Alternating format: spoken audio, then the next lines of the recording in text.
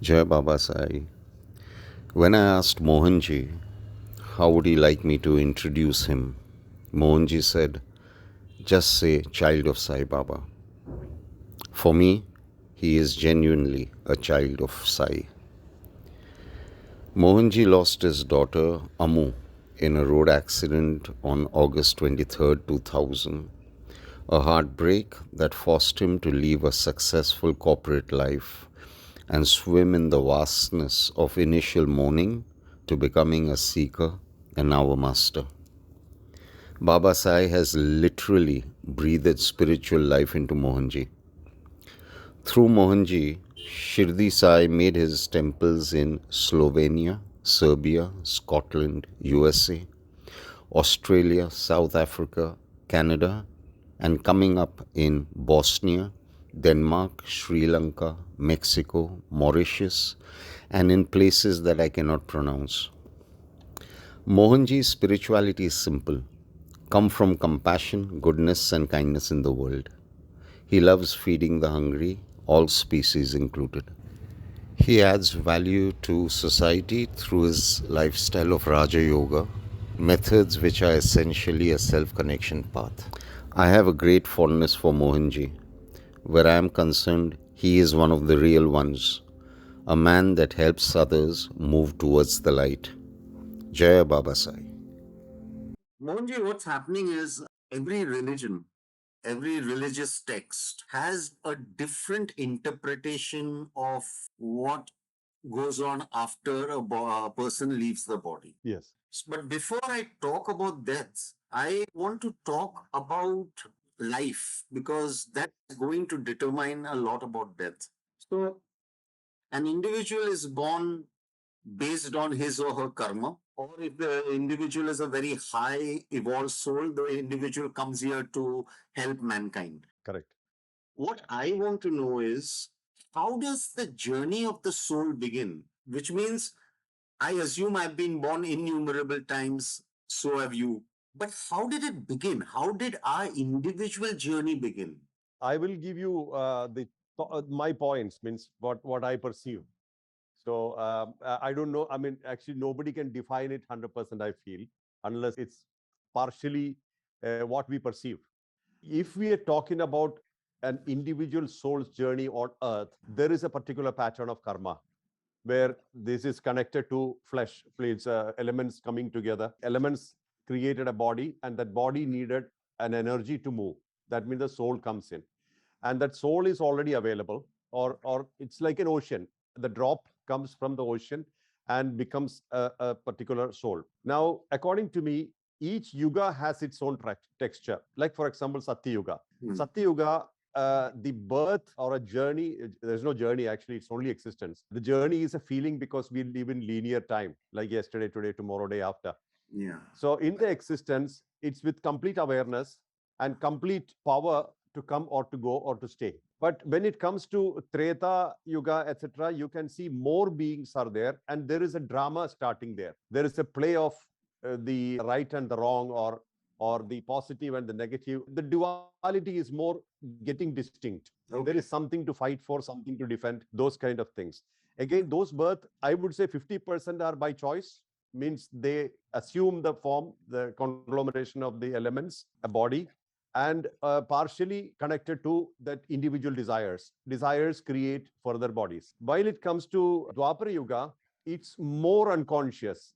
Means during Krishna's time, the dharma, the duty part or the birth part is more unconscious because it's kind of getting too much into terrestrial matter, terrestrial life, terrestrial likes and dislikes, desires and inclinations, stuff like that. And when it comes to Kali, a lot more bodies are formed and totally unconscious about the origin. So there you can say, like in 10 million, we could have one being who is possibly aware. Okay. So those being who's aware has taken a choiceful birth. The others have all taken unconsciously birth. And then again, the soul is not the detrimental factor there.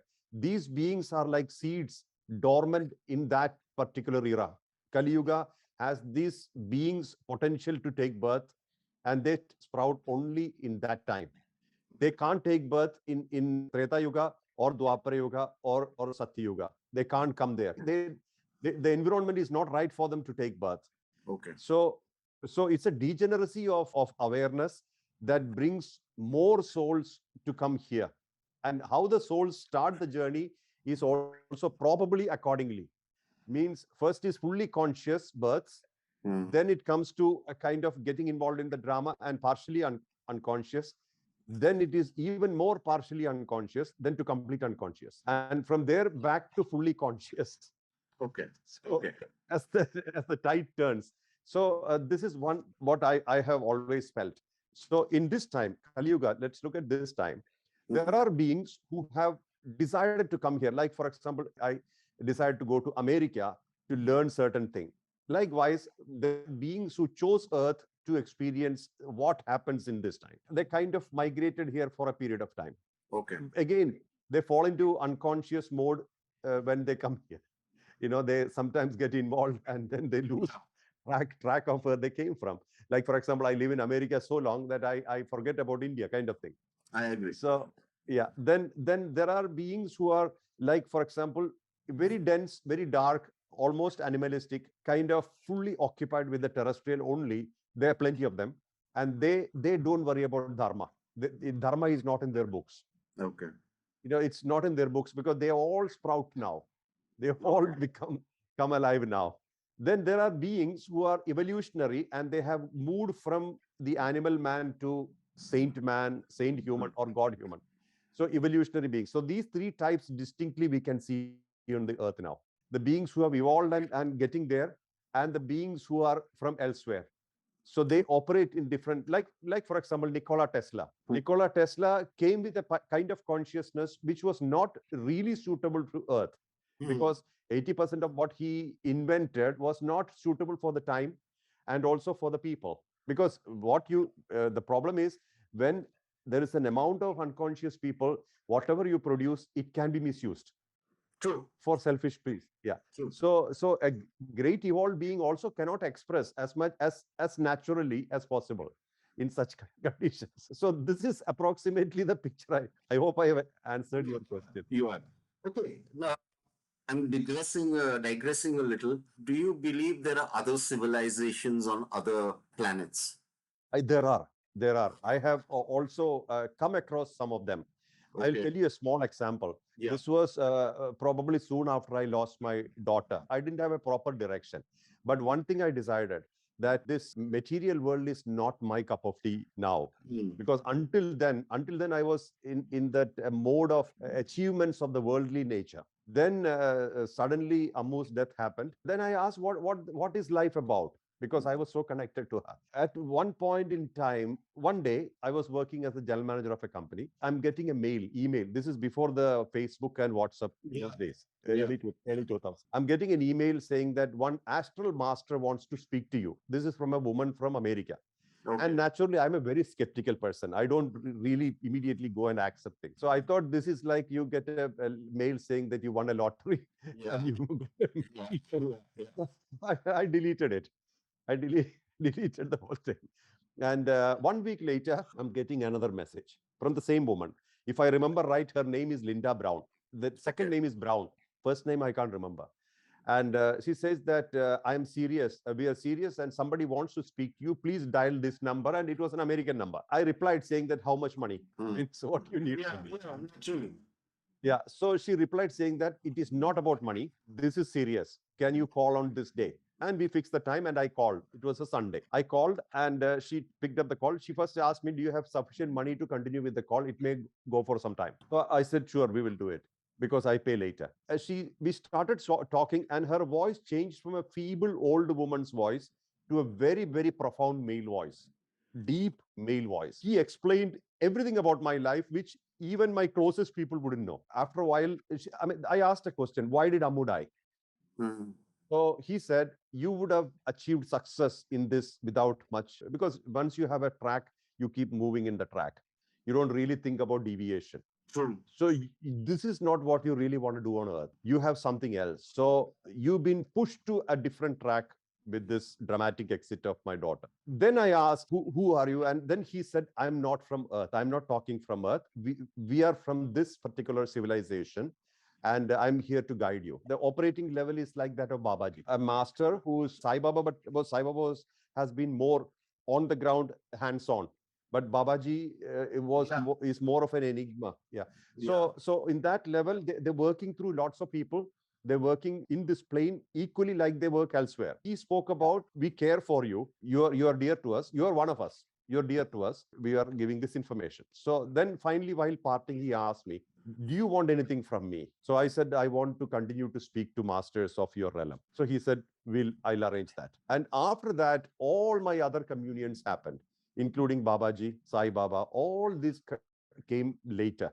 So in a way, I understood there is a grid. There is a group of masters working in various. This is only one plane. I mean, Earth is only one plane. For them, this is just another location, but multiple locations, multiple activity. But end game is, or end story is, to preserve dharma, to bring people to elevation of awareness. I agree. So I agree. yes, one thing became clear: nobody is less, nobody is more. Anybody can be anybody at any point in time. Like for example, we can't really think that okay, this man is doing this all this time, and tomorrow he could be completely different.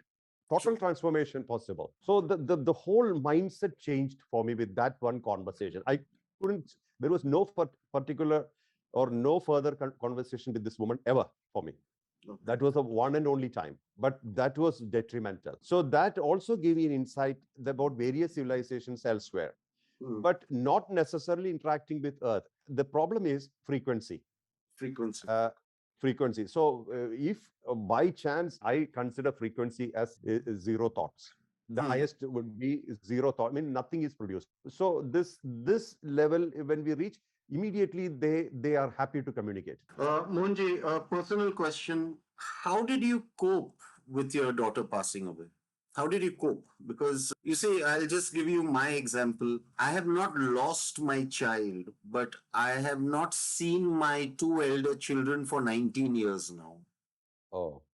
Okay, and my daughter was 11 and my son was 9 when they were taken away from me. And now my daughter will be 29, my son will be 27. But I yet know they are somewhere. Maybe there is a little hope that someday a meeting will take place. But death is kind of so final, death of the body. How did you Yes. how did you cope? Because I know you were very attached to your daughter. Yes. As a father who is attached to my daughter now, I can't even begin to imagine how did you cope? That's a very tough question. Actually, I thought it's choiceless. I had no choice. Means I was kind of pushed into the water and I had to swim. There were only two options. One is to drown in the whole sorrow, which the society helps you also. Society sympathizes with you and helps you to drown, Yeah. or to survive and give back to the society. Ruzbeh, I feel that the good thing I did was I moved away from that. Maybe from one angle you can call it escapism. But from another angle, I moved away from that situation and went to Himalayas. I just went away because I didn't want the same crowd to answer to the same people, same devotion, same feeling. So I went away and spent some time in Himalayas and continuously went there. And when I went there, the first thing I experienced was nobody cares who you are. Nobody really cares. My job, my position, who I am, nobody asked, where are you come from? This really helped me. And I could sort out my equation with the situation in Himalayas. It was like I am not answerable to anybody. Nobody asked me, and I didn't have to explain about the tragedy. Only to our Swami Chaitanyananda, who recently left his body of Vasishta cave. He asked me, "You seem to have a great sorrow in your heart. You seem to carry a big weight. What is it?" So I said, I lost my daughter just a few weeks ago. So he closed his eyes for some time and said, how do you call her your daughter? She chose you to come to Earth, and she left at her time. How do you now? If I call her now here in the body and ask her, would you like to go with him? He's your father. She would ask me one question: which father? Because I have had fathers in every life. Now, what is so different about him? That is the only person actually I discussed my personal matter. Otherwise, I didn't. So when you don't have to really articulate your personal matter to people, there is a huge freedom, and this is a personal thing which I have to sort out. Nobody else is responsible. I kind of handled it with that escapism, or whatever you call it. I mean, staying away. No, I think I would have done the same thing. I mean, Yeah, there's no other way. There's no other way. yeah. People paralyze you. Yes, The problem is people. yeah, Yeah, yeah, yeah. in the eyes and all that is not something that one can take. Absolutely. Plus, I also changed my job. My job changed. It was actually another tragedy hit. When I got back, the job was not there. So I had to move to another country. But I got a job, and a new job, new environment, new people, everything new. Plus, whenever I got time, I went to Himalayas. So this whole process helped me. Second aspect was I changed the pain to a purpose. That was also because of one saint, old man. I used to meet him, and he wanted nothing from me. I wanted nothing from him. So it was a good relationship. All that we did was we'll walk through the bank of Ganga, just looking at the water. And he has to go home, go to his abode before sunset because he can't see well. And one day he told me, Mohanji, you should do something for the children of Mother Earth. You cannot just come here and just do nothing. I did not understand what is children of Mother Earth. I thought it's just small children of people. But later on, I realized everything that's born on Earth are its children. Yeah. So that's when the Ammu Care thing came. I had no interest to start an organization because I thought it's a big responsibility. And the paperwork, the infrastructure, the whole thing connected. I was not in the mindset to do that. So I associated with some organization to support them to do what I can service. But later on, I realized all these organizations have an agenda. Either it's religious or political or money. Yeah.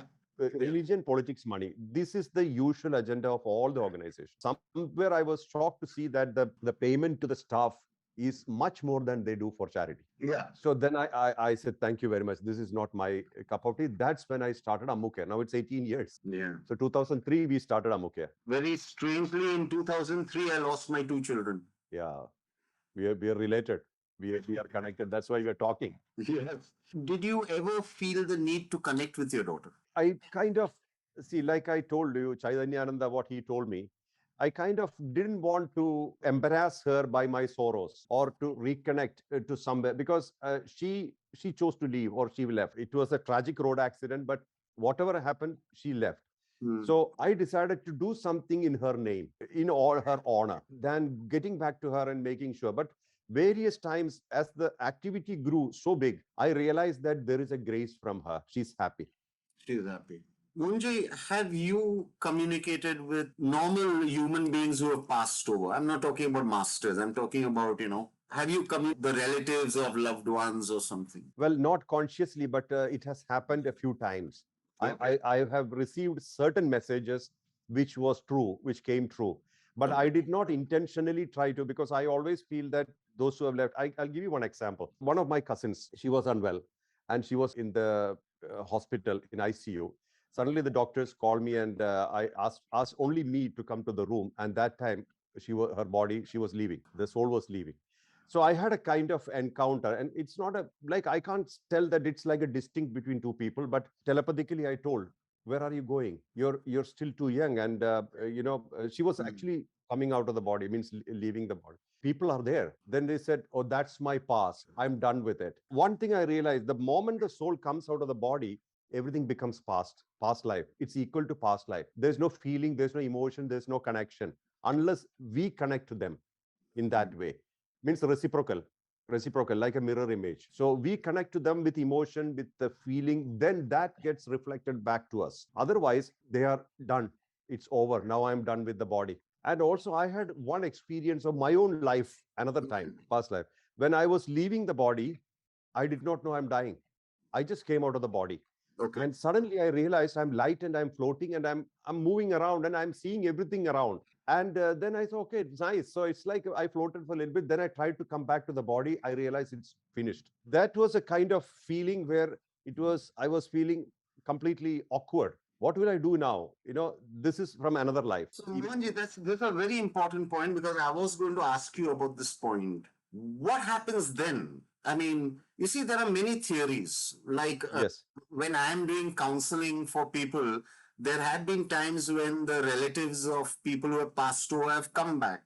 And they have told Yes. that my grandfather came, mother came to receive me. What happens if nobody comes to receive you? What do you do? Spontaneously, we move to the astral world. Astral world is a plane like a lounge of the airport, Okay. where you reach to sort yourself out and take the next life. Means you can't stay there forever. But there is a possibility, like for example, everything is connected to one family lineage, because usually we come back to the same lineage repeatedly. Second, it's connected to desires of that time. A particular desire at a particular time only can be executed. Like for example, 50 years ago, we had no internet connections and such. Yeah. So a child to take birth in the internet age might have waited 50 years to take that birth. Okay, okay, okay, okay. So there is a time there. Some saints have said, like in casual discussions, my Himalayan connection, they said, "Oh, he died. Oh, but he has time now to come back in the linear time. Linear time means our time. Once you go, there is no time factor, Yeah, yeah. not because you don't have to keep a body. So in the linear time, there is time. So he'll come back slowly. In that context, one other thing also I feel, it's this is it's a different texture of stuff, you know. When somebody asked Ramana Maharshi, if I die now, will I come back in 2.5 years? Usually we say that in 2.5 years time, you take the next body in the same lineage or within that circle. Every time we come in the same circle. Okay. So Ramana Maharshi said, yes, it's possible. You can come back in 2.5 years. But by the time you will be about 70 years old, maybe. So that means you're already existing in another body and you're only merging with already what's happening. I always quote that example to Shirdi Sai Baba and Akkalkot Swami. When Akkalkot Swami was, when he left, 50% went to Shirdi Baba. Yeah, yeah. And Shirdi Baba was already there. He was already about 50, 60, whatever. And Swami just 50% joined him. That was his rebirth. But at the same time, it was not a full-fledged rebirth like we take in a body. I've always been thinking this way. When a saint says, now if you want me, go to the other saint, what is he talking about? Is he trying to talk about that we all are one, or is there some actual transmutation taking place? Both sides. I can be with you physically, non-physically. There are two options. One of the innocent beings with you, like a dog or a cat. I can come through them and be with you and spend some time with you. This is one aspect. If I have to communicate, that has to be a being who's completely empty and innocent. Like somebody who's fully egoistic, oriented, difficult to transfer to them, because they are already filled up. Second is that when certain frequencies always are connected, like we are connected to certain frequency all the time, maybe we have to communicate directly just for the sake of physical verbal understanding, or we don't have to. Like what my experience about even the Guru Mandala is like that.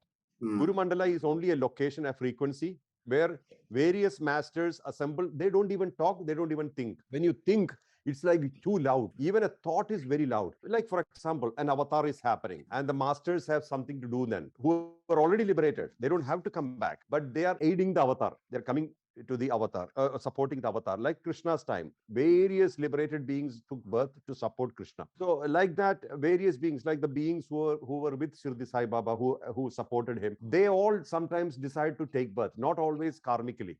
They choose, okay, avatar is happening, something big is happening, so we aid it. So for that, they may unite to approve that, okay, this is happening. So joining in only also means that I'm committed. There's no communication, there is no agreements or anything. If I am coming to you, it simply means that I'm agreeing with you. There's not even a mental thought transfer. This is my experience of the astral, that plane. Not astral plane, the Guru Mandala plane.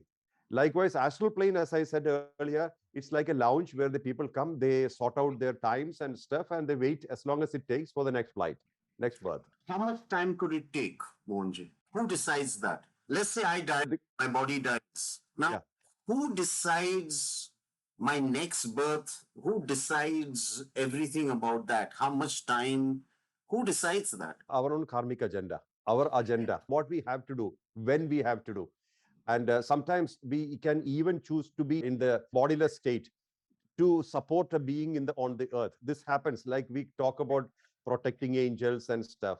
Most of these things are similar. Like, for example, that being left from the family, but was too attached to somebody and decided to support the being for some time. They choose to take a body much later probably after this person dies. Okay. So they are not ghosts. They are basically they chose this as part of their karmic agenda. Yeah, So in Zoroastrians, we call them fravashis. Basically, yes, yes. who are aiding, people down. This is truth. You know, sometimes we witness those kind of help to people. A lot of people have also experienced it, that they get guidance and assistance. Mohanji, I want to ask you one thing. Now, Buddhism and Islam, not Islam, sorry, Buddhism and Sikhism, they say the moment a person dies, there is a huge calculation that takes place and the person is reborn immediately. Zoroastrians, even a lot of scriptures in the Sanatana Dharam, they say that no, you move on and then there is hell and then there is heaven, and the Garuda Puran, the Markanda Puran, they have described various hell, Yeah, various. various. Then you have Sri Yutkeshwar Giri telling Paramahansa Yoganda, an autobiography of a yogi, what there are 7 stages or 7 dimensions. Nothing is matching. You know what I'm meaning? There is I nothing know. matching. There is no symmetry in anything that they are talking about, and they're all great souls. No, this is exactly what happens. Like, for example, when time and space, as we understand, is only from our point of view, time and space is undefinable. Like, for example, imagine you are going to Kailas. Okay. This is just an example, rough example.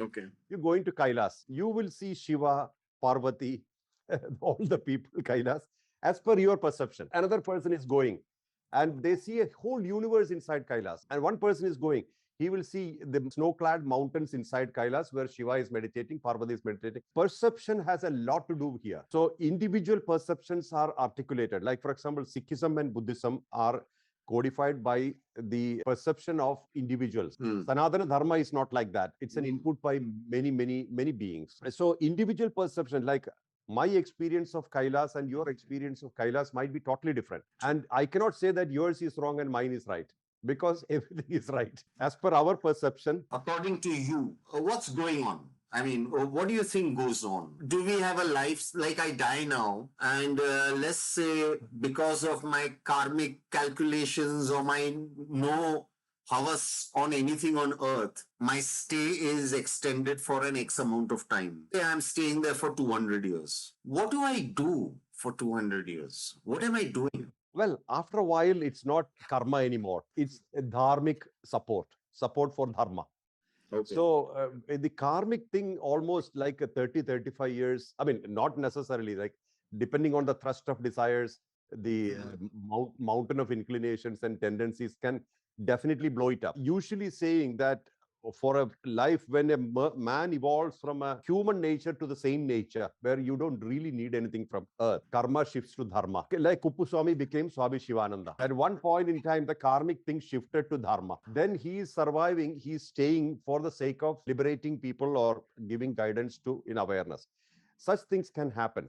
And also our connection with the Baba or masters of that power, this becomes accented. One thing is that when we connect to that kind of supreme powers, what happens is further lives gets deleted, because there's no point in coming back again on the same pattern. So like Baba said, when somebody said, I have pain, but can you shift it to 3 lifetimes? Can you move it to 3 lifetimes? Baba said, what am I doing here then?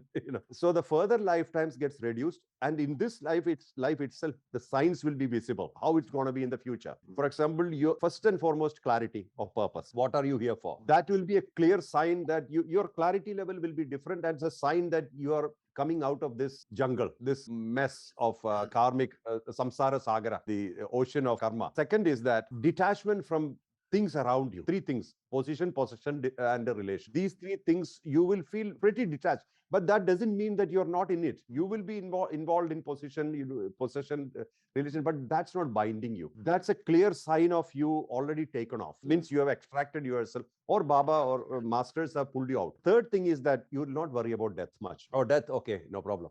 It is, let it happen. We'll do it. We'll see when it happens. So that fear factor will be 0 or negligible. So these few signs we can clearly see when we have already, we are shifting. And I'm not talking about enlightenment or liberation, or because these are those all hypothetical. So many people who say they are enlightened, they are only imagining. It's not happened. That's why I never say I'm enlightened.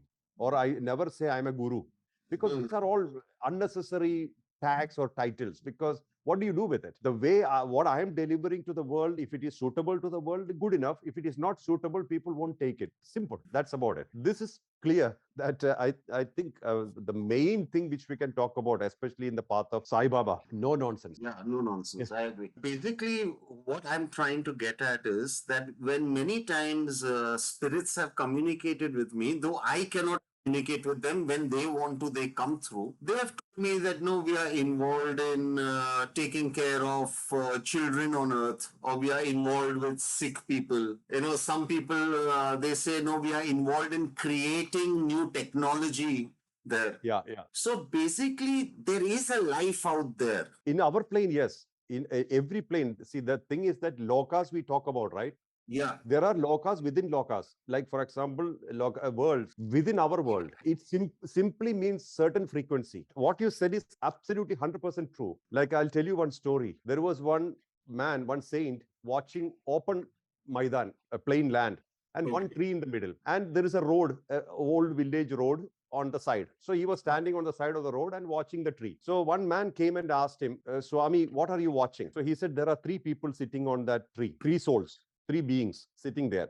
I'm wondering what their plan is. So just watching. Suddenly they saw one man, drunkard, coming through the road, falling down, getting up, walking, falling down, getting up, walking. And after a while, he went around and went to the corner, and there's a brothel there. He is going to the brothel. And suddenly these three people left along with him. They entered him and went. So they were waiting for a particular body to execute their particular desire. Agreed. For this particular thing. Like this, there are many beings in this earth who will accent a particular emotion, a feeling of somebody who's around. So in fact, there could be beings aiding scientists, higher beings who are like helping them to realize certain things. Yeah. Or even giving thought, or they could be helping anger, hatred, revenge, war, indulgences, all these things. These are beings not possibly, they may not take a body. They may never take a body. Yeah. They don't have to take a body. Yeah. They use a body or a particular frequency that is available for their nature. I wouldn't call desire. It's not a desire of that being. It's the nature of the being. And yes, like a bacteria or a virus, it has its nature, and it just goes around executing the nature. A tiger executes its nature. A snake executes its nature, like that. So there are numerous such beings in this world. That's why we constantly talk about chanting mantras and things, right? This is to raise the frequency in such a way that some of these beings cannot touch you. If you look at Devi Kavach, the Kavach is about 10 areas, 10 regions. Yeah. Is covered up and down, covered, so that none of these kind of negative beings will enter, but then higher beings are protecting. So same philosophy. So what basically what we are saying is that these spirits can come down, do their work, and go back. They don't come down. They are here anyway. They are here. They have I mean, they are frequency operated, right? Every frequency is available in the city. All frequencies are possible. So they get conglomerated to the frequency which suits them. They're not going anywhere. Okay. People may go, people may come, people may leave, people may die, but these people will continue to exist in the particular frequency. But they are on Earth. Basically, the frequency on Earth. Their operating level is Earth. That's why they are here. You know, their operating level, like some of these bacteria, we say that only in certain temperature they exist. Yeah, yeah. Likewise, some of these people can only exist in here. So tell me then what is this whole concept of Shraddh? That is respect. Because first of all, when the sperm meets the egg, Dhananjaya Prana enters the system. Dhananjaya Prana is connected to lineage. So lineage owns our body, our father's side and mother's side. I'm saying roughly, not exactly. 40% of the karma that we get to execute is from the lineage. Means from what we inherited. Dhananjaya Prana will go only after the body is totally completely disintegrated. Means not at the time of death. This connection to lineage is very important. So in that way, we owe our body to the lineage. We owe our life, like it's a rent-a-car. Imagine this is a rent-a-car. This is owned by our lineage. The soul has rented it for experiencing whatever. And then when we leave the body, when the soul leaves the body, the car is given back to the owner. Okay. So in this mode, when we perform Shraddh, we are actually, like I perform Ammu Shraddh.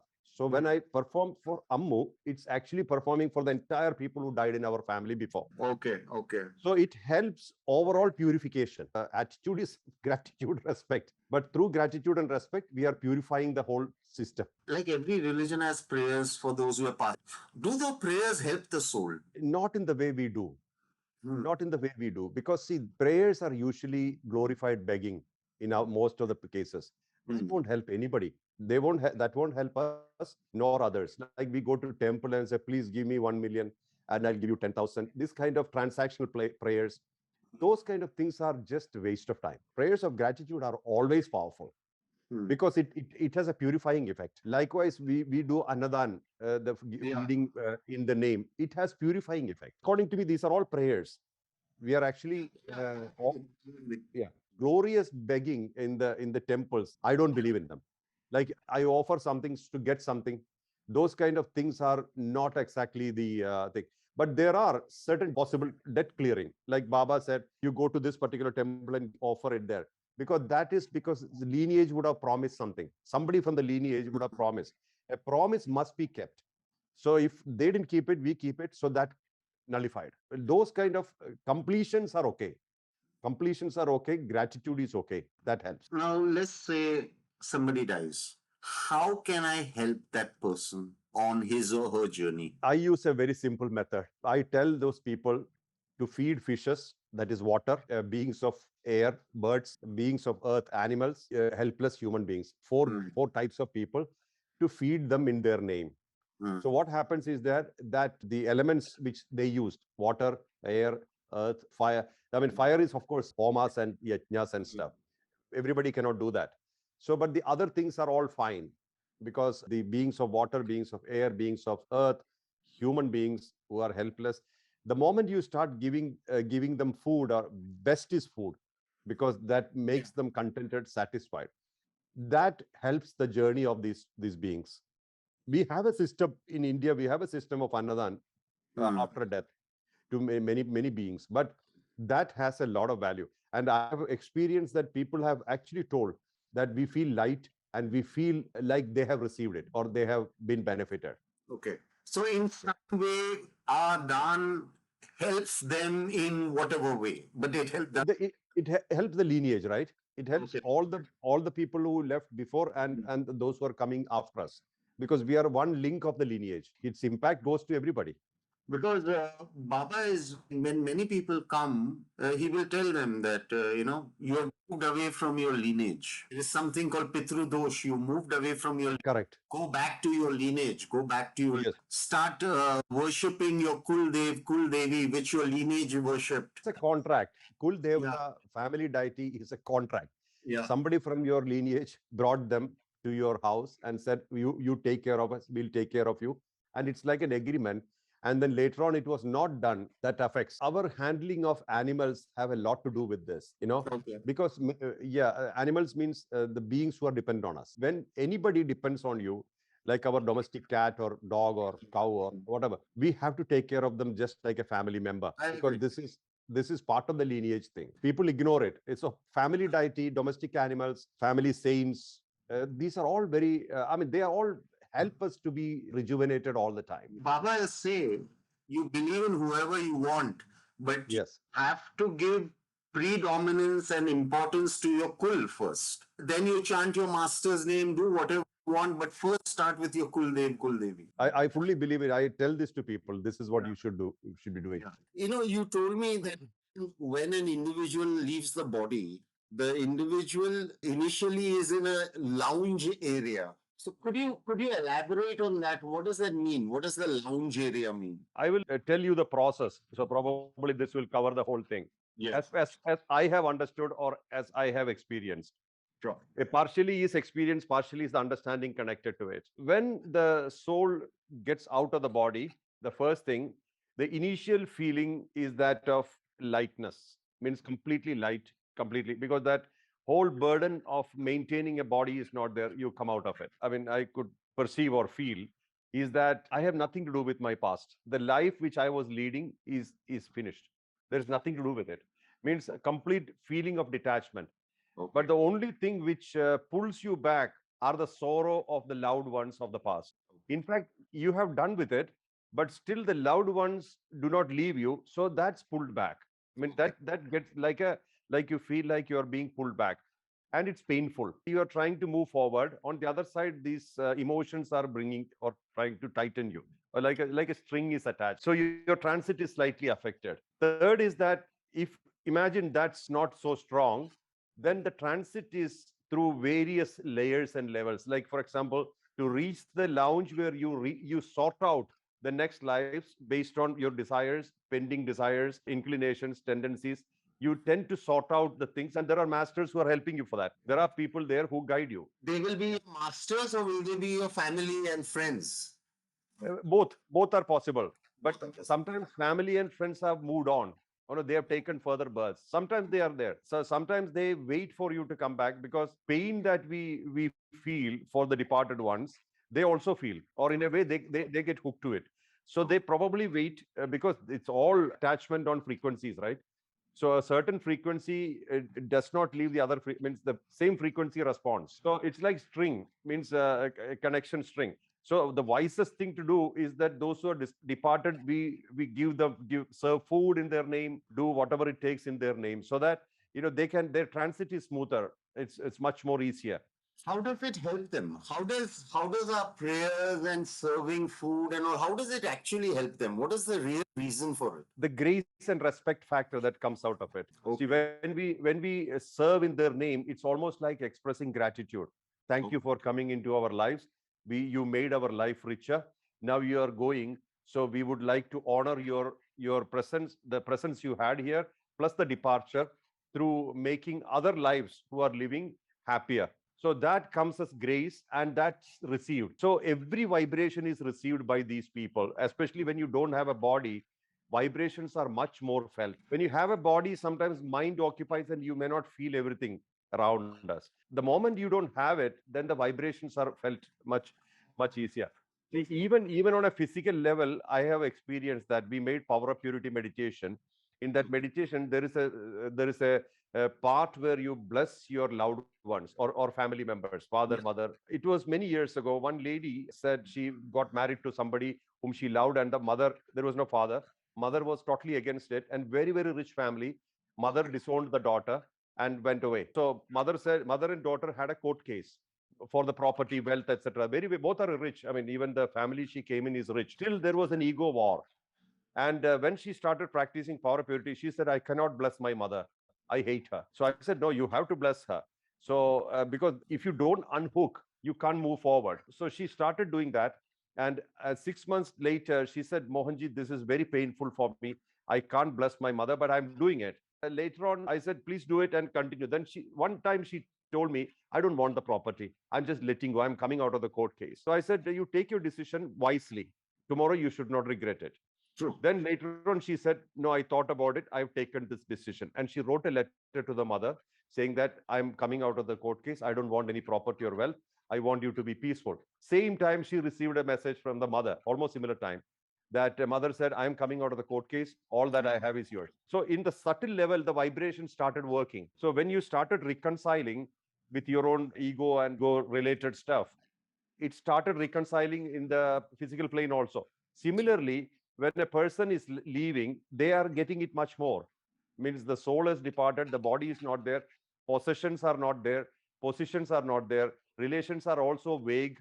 So this is more felt then. So when you do rituals for them, or when you pray for them, when you feed other beings in their name, it immediately starts working on them as a kind of moral booster, or a kind of grace factor. Because whenever I'm in prayer and when people come for counseling and all, Yeah. Baba is very insistent that no, feed people and your mother, feed people in your father's name, feed. Yeah, it works wonders. Okay. Literally works wonders. Yeah. Because the people who receive the food, they are happy, they are satisfied, and then that grace also goes to them. The whole lineage gets it. Why does Baba so often send people to do Pindan, Pitrudosh Puja? That's because of the lineage cleansing. When the sperm meets the egg, and before the body is formed, Dhananjaya prana, one of the 5 structural pranas, Dhananjaya is the lineage side, takes over. It takes over. So Dhananjaya leaves only after the body is decomposed. That's why we burn the body in the Hindu system, burn the body. Yeah. Yeah, so that Dhananjaya can leave. When you do Pindadan and when you do Shraddh, it's actually cleanser for the lineage. Means, in other words, it's gratitude and grace. We have a culture of respect in our system. Yeah. This culture of respect always brings grace. So Mohanji, it really helps them, right? Yes, it does. It does. I'll give you one example. Yeah. It's a personal example. You know, one woman, 21, 22-year-old. This is when I was working in Dubai. Her brother contacted me and said his sister is getting divorced, 21, 22. So I said, why, what happened? He said they don't agree with each other. They are very very difficult to live together. Then she started communicating with me, and she said everything bad about her husband. Husband was in Dubai, the girl was in India. I said, why don't you give it another try? It's too early to decide, not even 1 year. So why don't you give it another? So she said, no, I cannot. She was going for divorce. Her father got involved, and I told her father, give her another try, let them try once more, and then we will see. So he said, okay, I will send her once more back and we will see if it works. So I told her, when you come, you should bring your husband and you come together and meet me. So I was in Dubai that time. When I saw them both, that they were not, I mean, it was not that bad as we heard, you know. The boy is like an overgrown boy, child. Yeah. He father died at the age of 11, and he has never had a father at home, and they never did Shraddh. They never did the ritual. Nobody told them to do. So he has his mother, and I asked him, are you looking after your mother? She's living representation of your lineage. So he said, I'm looking after her. I'm paying for her, etc. But that's the main conflict my wife has with me. Why are you taking care of your mother? Yeah. So this was one of the things. I said, forget about all that. Have you done Shraddh for your father? He said, no, I don't know what it is. I said, go now and finish this particular aspect from the past. I mean, there are some ways you can honor the lineage, honor the departed, right from where you dropped. So he went, he did the Shraddh, and he said he felt like a huge burden removed from him, like weight removed. He was very happy. And then they started living together, had a child. So the blocking factor was the grace factor. When we do Pindan, when we do Shraddh, is it kind of their blessings come on us? Well, it's the whole lineage becoming happy. Happy. Yeah, we are a project. Who owns our body? Our lineage owns our body from the father's side, mother's side. Okay. So when we serve the lineage is happy. They say, right? If a saint is born in the family, 7 generations before and 7 generations after, he's benefited. Yeah. Same with every person who has a benevolence in mind, kindness, compassion, that helps the entire lineage, the departed as well as the coming forward, the new ones. In this manner, there is a lot of grace happening. It's actually a lifestyle thing, that we respect the people who departed or our elders. And I always believe that the living representation of the lineage are our parents or grandparents. So we have to make sure they are happy. Otherwise, it will not work. Happy in the sense, like within our capacity. Like likewise, the next generation children also, we should treat them with respect, because some of these children are the departed ancestors. They have come forward to the family. So you can't look at them as children only. They are probably your own elders, you know. So, Mohanji, coming back to the lounge, first of all, is there one lounge, or depending on your spiritual growth, you move towards a particular kind of lounge? What is that? According to me, it's frequency based. Which frequency you are, you arrive there. Okay. You know, So there can be many lounges with many planes, many platforms. many platforms. Okay. Yeah. And similar masters. See, for example, if a person is completely levitation oriented, levitation means liberation oriented. Yeah. Such masters come and say, see, these are the things which you have as a desire, which are not conducive for your ultimate aim. But a person is completely materialistic oriented, that master has no role to play with him. Okay. So I said, okay, you have these things with you. This is what you want to achieve.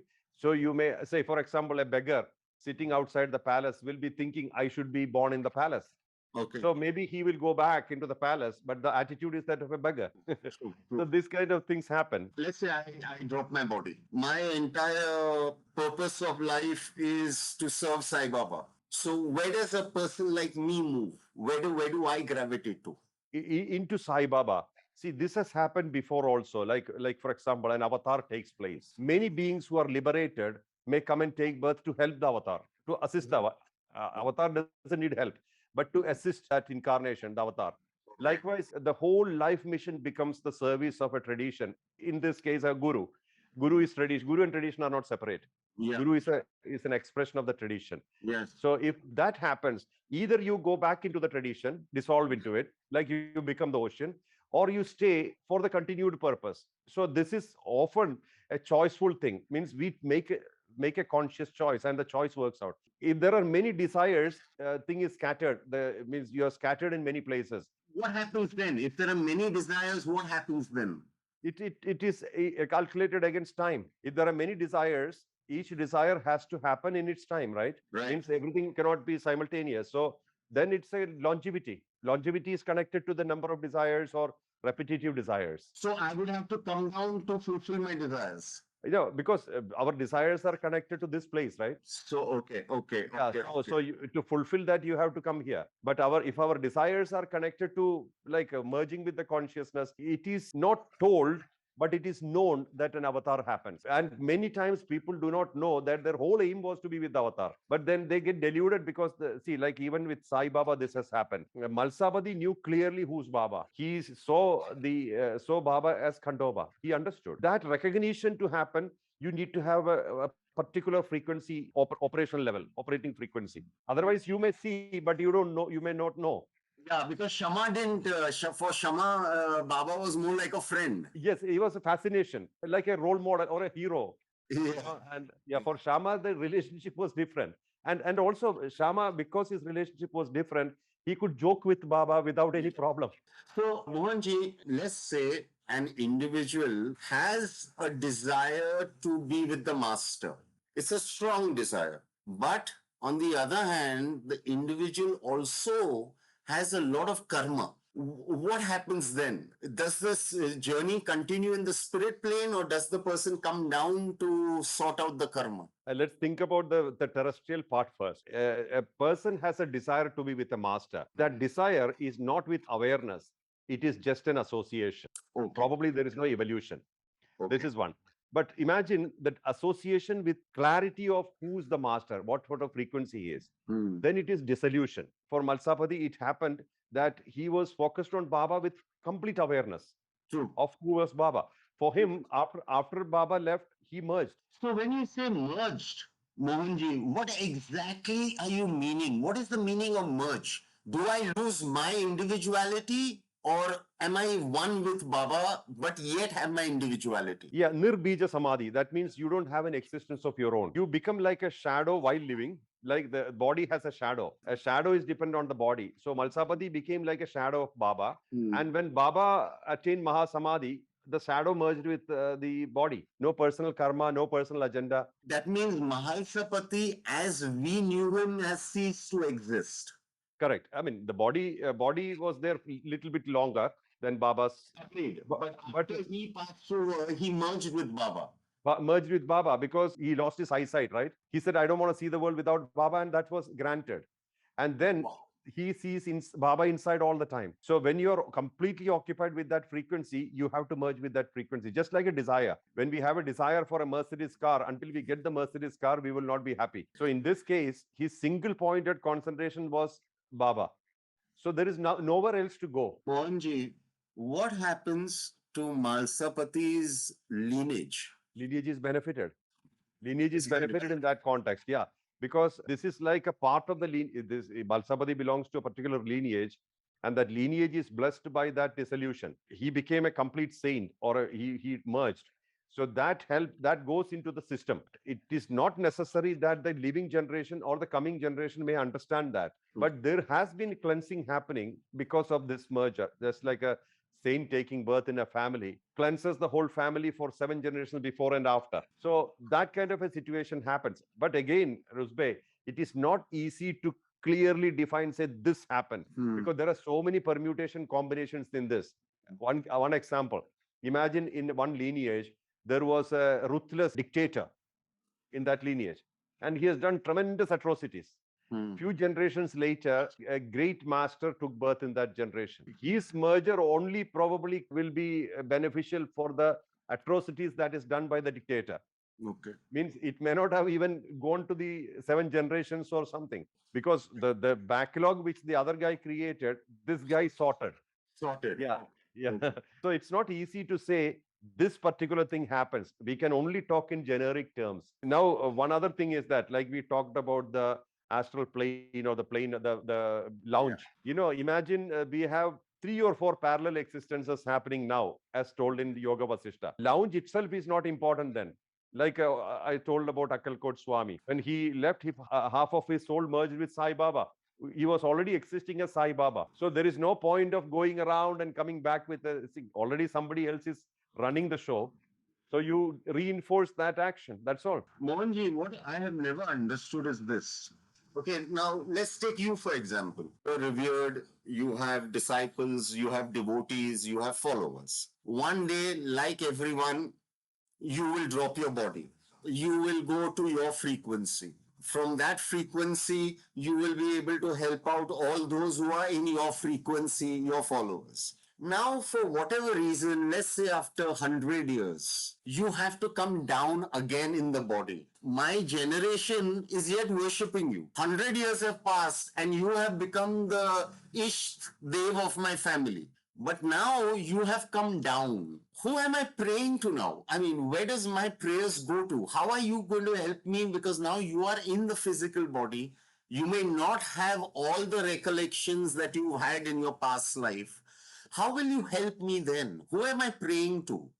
What is happening? I'll take you to the beginning a little bit so that I can answer this question. Process of samadhi. Samadhi means a state where you are yourself completely. You are in a state of complete awareness as a unit, complete bliss. To reach that state, there are stages. Everybody goes, this is told by Patanjali. I'm not telling this only. Okay. The first is that the state where you have a desire and you need a fulfillment. That's the basic state. Sure. That's what most people are going through. A desire, fulfillment, desire, fulfillment. So samadhi state is very limited. Samadhi means a state of still mind. Okay. That's very limited. Second level, you have a desire, but you don't care about fulfillment. That comes as second. So that means samadhi state extends. The possibility of samadhi extends. That means mind is not chasing something outside. Third state is, since you are not fulfilling your desires, desire itself weakens. Weakens. Okay. Weakens, becomes weaker. So when it becomes weaker, when desire happens, thoughts happen. Thoughts are not formed. Like, for example, I was addicted to my coffee. Imagine I was addicted to my coffee. Earlier it was, I want a coffee, I must have a coffee, then I'm happy. Again, I need a coffee, like that. Second level, I like to have a coffee, but it doesn't matter. Then third level, the thought that I should have a coffee itself goes away because there's no fulfillment. This is a very, very important zone. A zone where you're overcoming your pattern of desires or your inclinations or your constitution or tendencies, even character. Then comes a state, because you are not having thoughts, the entire structure changes in our system. Means thoughts will be like outside. Means thoughts are somewhere. We are not bound by thoughts. Means we are not bound by desires. There, the samadhi actually takes birth. Okay. That is the time when you start experiencing the state of still mind. Then comes a state where this is a state which is no return. Once you reach that state, you will not return back to the stage of thoughts again. Okay. Because that's dead now. Okay. Because you already killed it. Now comes a stage where you are completely aware of your existence. You're completely aware of your body, but you're run by purpose. These are mostly the people who are operating connected to a master or connected to a particular tradition. They display this. They have no other interest except the tradition or the master. So they have already destroyed the random thoughts and random masalas, the cocktails. The cocktails. That state is a state where you can perform something. Means you can deliver something. Okay. Then comes the last state, the sixth state, where you do not even know you exist, but you exist. That's a state like a Neem Karori Baba. When somebody asked him, did you eat? He said, did I eat? He did not remember. He did not remember. Yeah, you don't have the consciousness of the body.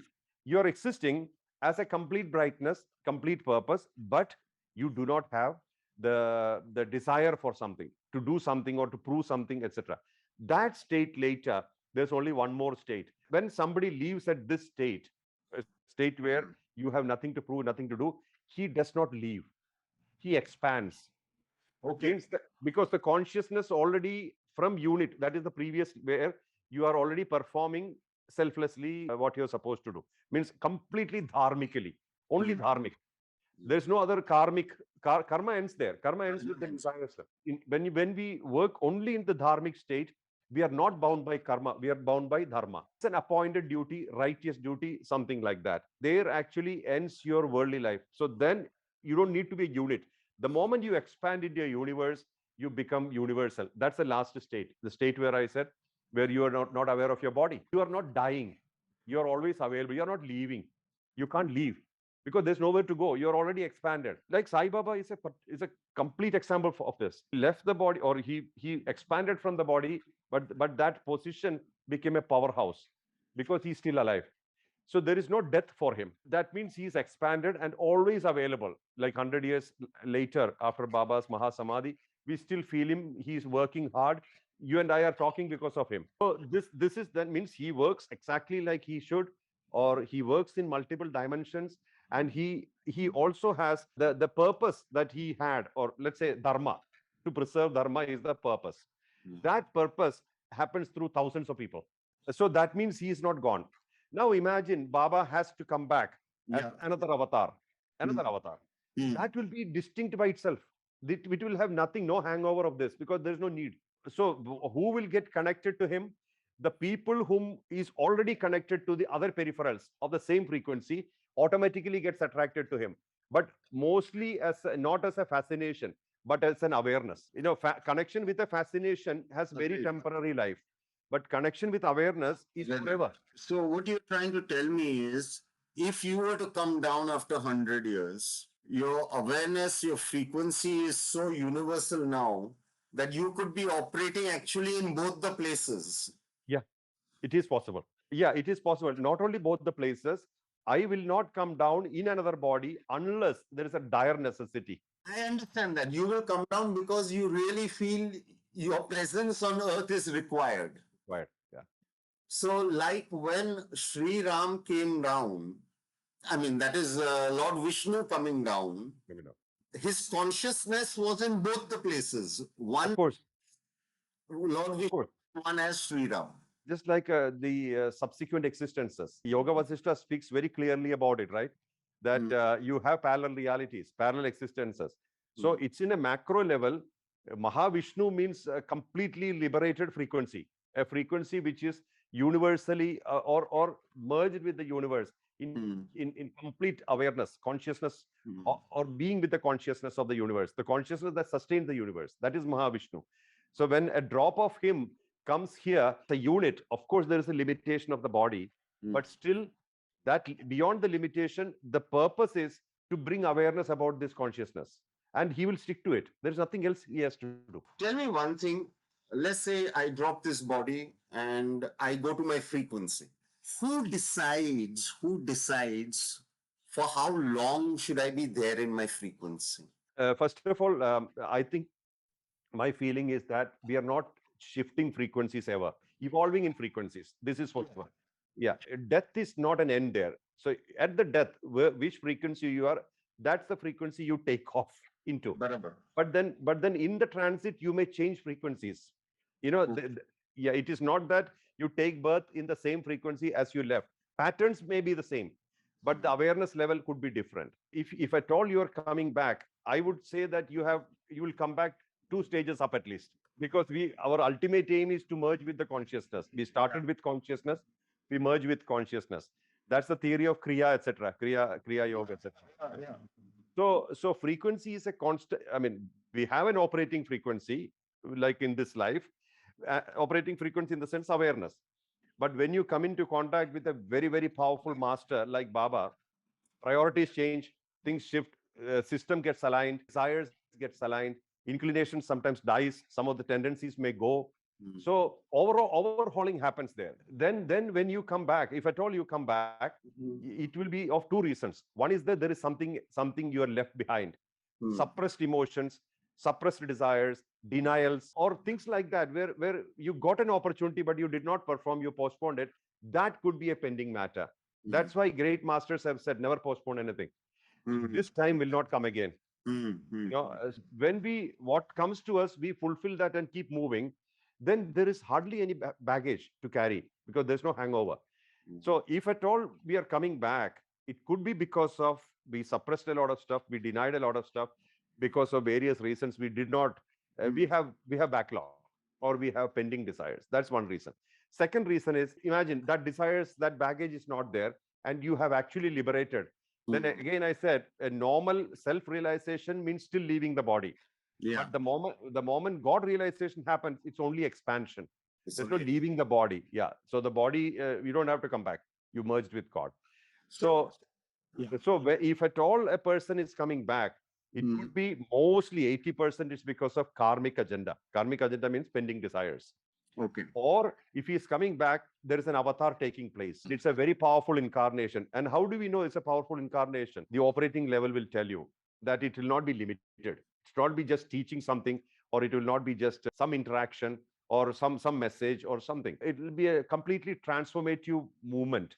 Okay. So that shows, like Lord Krishna, even 5,000 years later, he's transforming thousands of people. The oomph and the power of an incarnation is visible that way. And that too, in non-violent way. That is also important. Mm. If transformation is happening through fear, it's not transformation, it's binding. Binding. So transformation should happen from fear to fearlessness. Fear usually is connected to existence, Yeah. and so with awareness we become fearless, and that transformation with clear awareness that we are the universe, we talking about aham brahmasmi and stuff like that. That movement to happen, like Lord Ram, Lord Sai Baba, they that incarnation is so strong and powerful that death means nothing for them. So then to be with such beings, people take birth even if they don't want to come, they will come. Mm. So, yeah, because that's like a dharmic duty even after leaving. So, Mohanji, let's say I drop my body and with Baba's blessings, I am with Baba. Okay, let's Yes. assume that. Yeah. And but I yet have certain unfulfilled desires. I yet have certain pending work. Now let us assume I stay in the spirit plane for 70 years. What would I be doing there?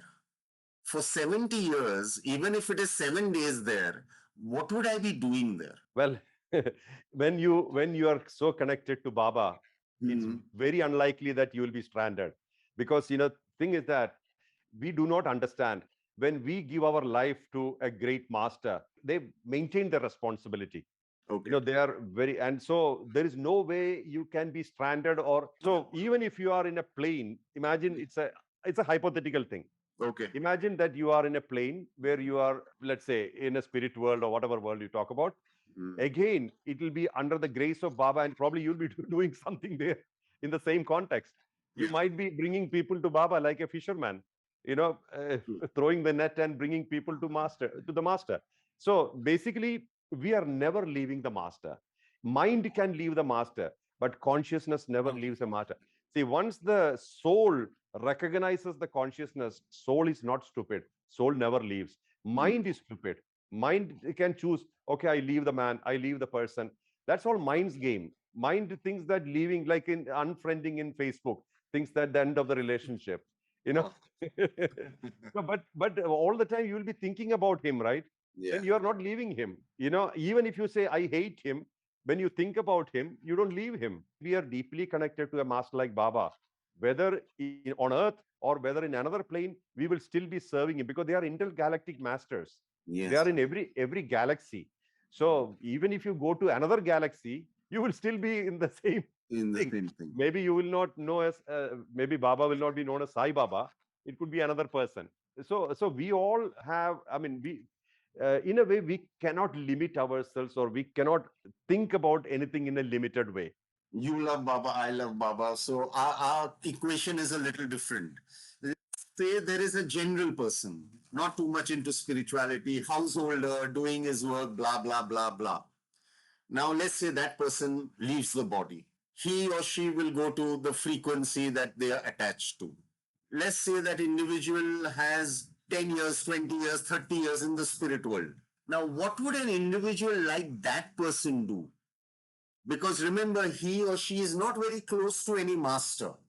It's just a floating frequency. What would that individual do if that person was there for 20, 30 years in the spirit plane?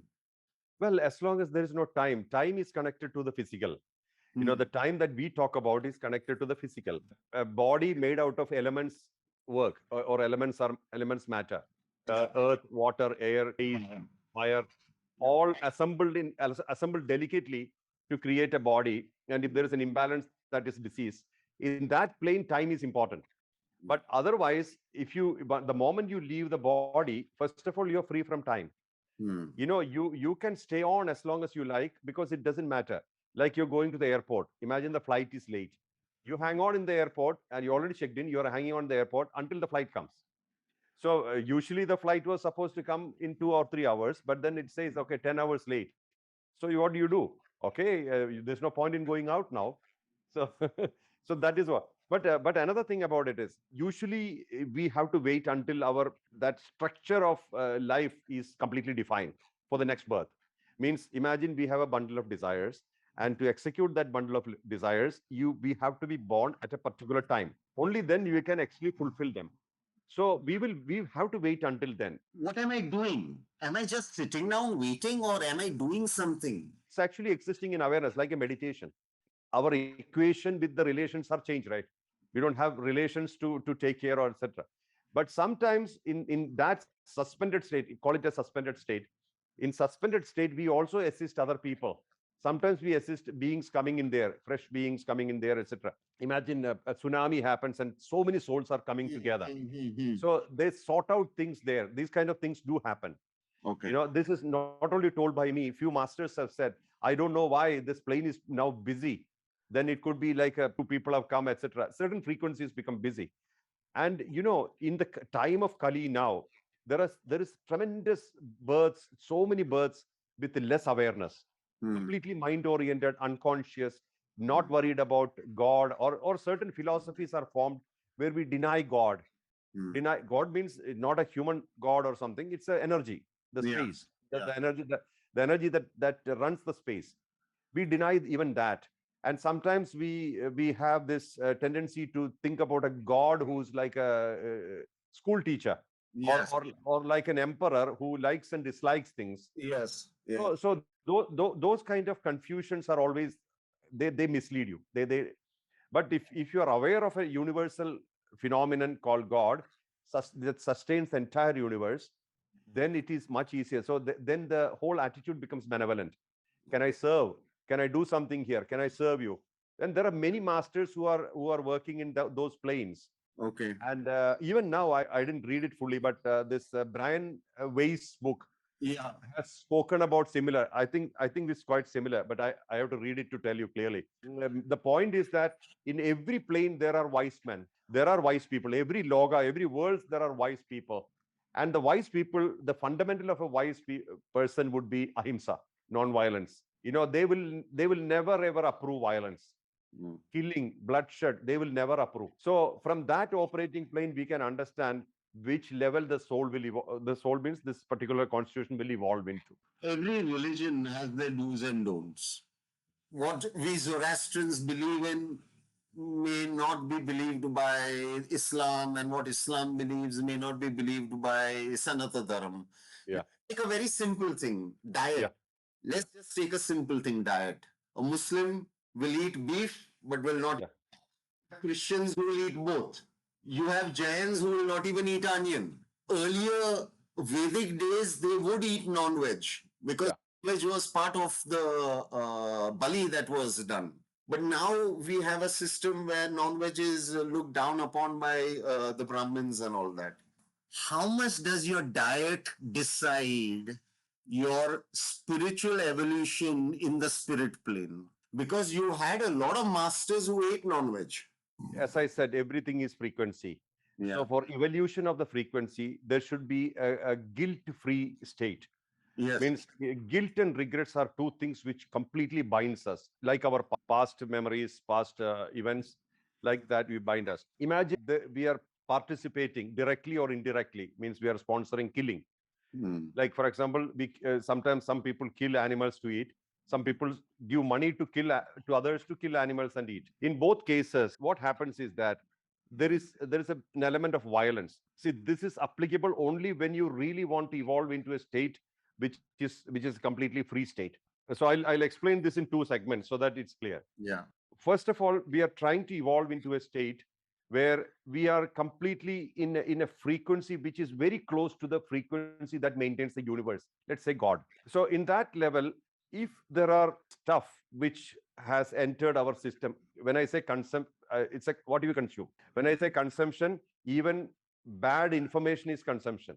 Mm. What we consume through mouth, what we consume through ears, what we consume through nose, eyes, all are important. So if they are not of sattvic nature, means a nature of where there is no violence or there is complete harmony, then what happens is that to move from tamo guna, the binding gravitational guna, to sattva becomes easier. Our consumption plays a role there. And when you are constantly in that level where you are completely benevolent to the world. See, for example, I became a vegan because I'm against cruelty. Mm. It's my main issue was torture and killing of numerous being, helplessness of them. I started feeling that in my system, so I couldn't consume them anymore. And like many people have said, I don't want to make my body a graveyard for animals. Mm. So these kind of things. Then when you are established in the level of sattva sufficiently, then you shift over to turiya, fourth state of witnesshood. And when state of witnesshood is further than that, you become one with shakti, the energy aspect within you which is moving, including prana, apana, vyana, udana, samana, kundalini, that level, the ether level. It's only aiding it, participating, but not attached. Okay. Then comes the atma, soul. Mm. So great masters who are operating in the level of soul, they even if they consume meat, it means nothing. Those beings gets liberated. I mean, they may not even take birth Mm. because the operating level is different. But a person who's addicted to a taste is killing and eating, that frequency, he can't even go from tamas or rajas to sattva. That's difficult. In the formation stage, a discipline is important. Mm. Like Sai Baba used to consume meat. He might have liberated a lot of beings in the bargain. That's a different story. Like there are stories where birds saw that a saint is hungry and they jumped into the fire in front of him, offered themselves to the saint. These kind of things, and he consumed the birds and he survived. So these kind of things happen because these people are already established in a frequency which is of great, it's almost universal by nature. So in that context, it happens. So for soul is pure, soul is unbound by anything. Whatever you do, soul is unbound. Soul cannot be contaminated at all. So evolution of constitution from that of terrestrial nature to extraterrestrial nature, Mm. discipline is important. Lack of guilt is extremely important. Lack of regrets are important. So this is all connected to that. Many people are doing things unconsciously. They Mm. don't know. They are not aware. Yeah. So in that unconscious mode to conscious mode happens, many things we shed. This is what happens here. See, for me, it was the same. I was in an unconscious mode and I used to consume so many things. The moment conscious mode started operating, then I could not do many things. Why I told you this is for two reasons. Around on Guru Purnima, I had a family that who came to meet me. Suddenly, I felt the presence of a few spirits who turned out to be the relatives of the people. Of the family. And the grandmother told the grandchildren, "What is your mother offering me every day? I don't eat all what she is offering me. She's not offering me what I used to eat. She's offering me all parathas and all. I don't eat parathas. I eat eggs and chicken.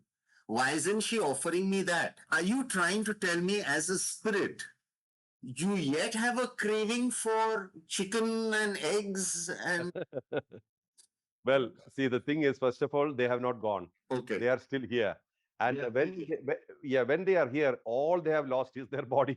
They have lost nothing else. So they ask the same thing. See, we are talking about an evolution of leaving the body and coming back in another body. Yeah. That's a different story. This is a very crazy situation. You don't have a body, but you have all the cravings. Yes, because it's very strange. I've had spirits and telling the family, why are you sitting on my rocking chair? Don't rocking chair. And it Yeah. makes me feel very strange that you have left your body, but you are yet here. Yes, there are many beings like that. There are many like that. They are so bound here that they can't even go. This is a very crazy situation. They are all the demands and all the things connected to it. And what happens is that it just increases the population, means the invisible population on Earth. Population. Yeah, only thing is that they are not contaminating the space as we do, but they do exist here. How do you help these spirits? When they come in contact with great masters, etc., most of them leave. Many of them leave because many of them want to go. They don't know how. So what happens is when they come in contact with powerful masters, they find a way to get out, through their energies and stuff, because masters are already liberated. So when you come in contact with liberation or liberated existence, then they also see, the thing is that whatever your frequency transfers in some way, right? So naturally, this energy exchange happens. They get liberated. In the story of Avadut Nadananda, autobiography of Avaduta, he's talking about a particular spirit who had an accident and couldn't leave, speaking to him, please do this ritual for me. Can you arrange this ritual for me? I want to go. I'm stuck here. So then when they did the ritual, she left. So like this, there are many beings who need help, but who can listen to them? Like you saw them. Many people can't see them. Many people can't listen to them. So what they poor guys? I mean, they are helpless people. We look at them as ghosts and spirits. How do they end up being earthbound? What decides that? How come I go up and they remain down? What decides that? Lack of awareness, ownership, desires of earthly nature, possessiveness, all these things are reasons. Because the thing is that only the body has gone, the entire constitutions are intact. Actually, most of them, as far as I know, they are helpless people, very helpless, and they don't know who to speak to. Some people say I'm having strange thoughts that my late husband is saying this. It's not a strange thought. They are actually conveying the message. They actually. Now, what is the danger of being earthbound? Well, stuck in evolution. Soul wants to merge with the ocean, the universal consciousness. Soul really wants to get out of this game as early as it can. Now soul is trapped unnecessarily for so much of time. Can someone entrap these souls and make them work for them? Correct. That is also another tragedy. When they are completely rudderless, like a broken kite, there are people who use them. This is even more dangerous. Same with suicide.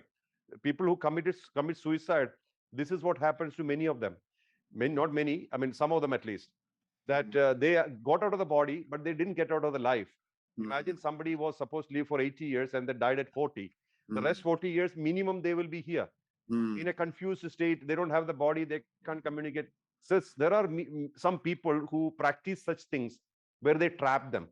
It is a very, very dirty thing. I mean, I would never recommend going to any of those people. It's a very, very dirty thing because it's like capturing somebody and making them like a slave. Do your work. Yeah, do your work. And then, even if this person dies, if you have not set them free, they can't leave. Many of them get trapped for a long period of time. Mohanji, as a normal human being, what can one do to help these souls get liberated without knowing who they are? Is there some kind of a ritual or is there some kind of a prayer that can be chanted every day by everyone so that more and more of these souls are liberated? One of the major chants in the Hindu system is Mahamrityunjaya. Okay. No, this is a very, very powerful thing for liberation, for liberating. But I believe that in their names, if you do anadan, like feeding the fishes, see, mainly we have to align the elements because we used a body.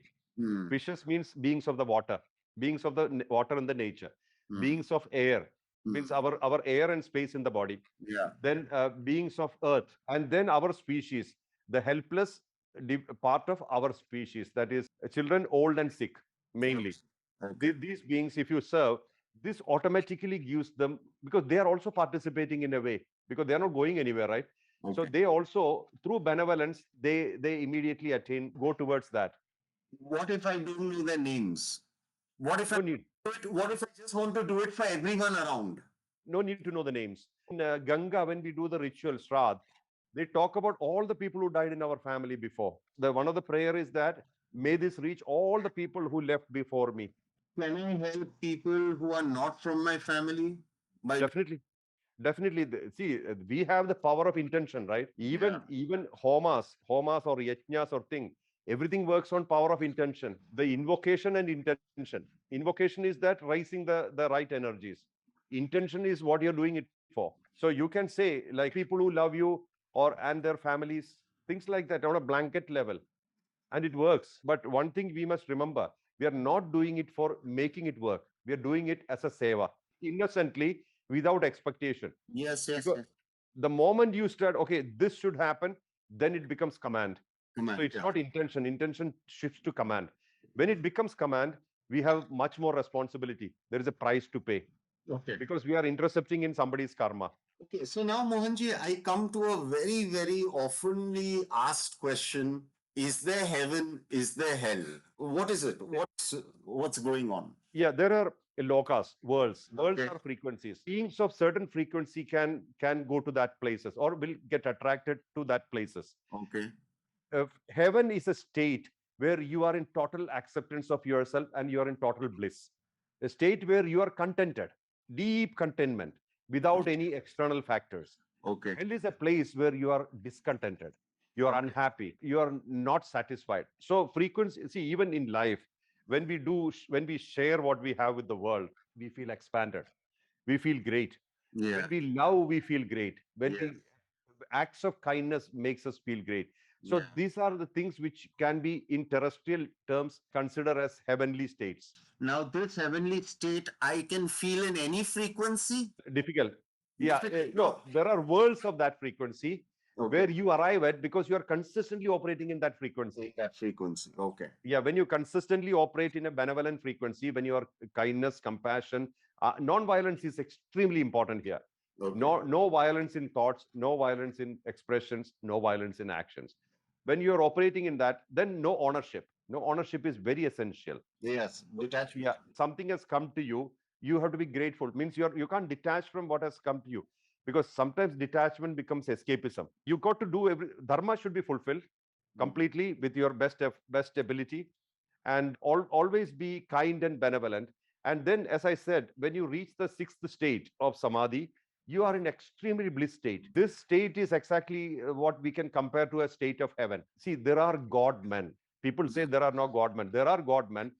God men are those people who have expanded themselves with the universal consciousness, Mhm. you, in unity. They are one with God, for sure, completely perpetually.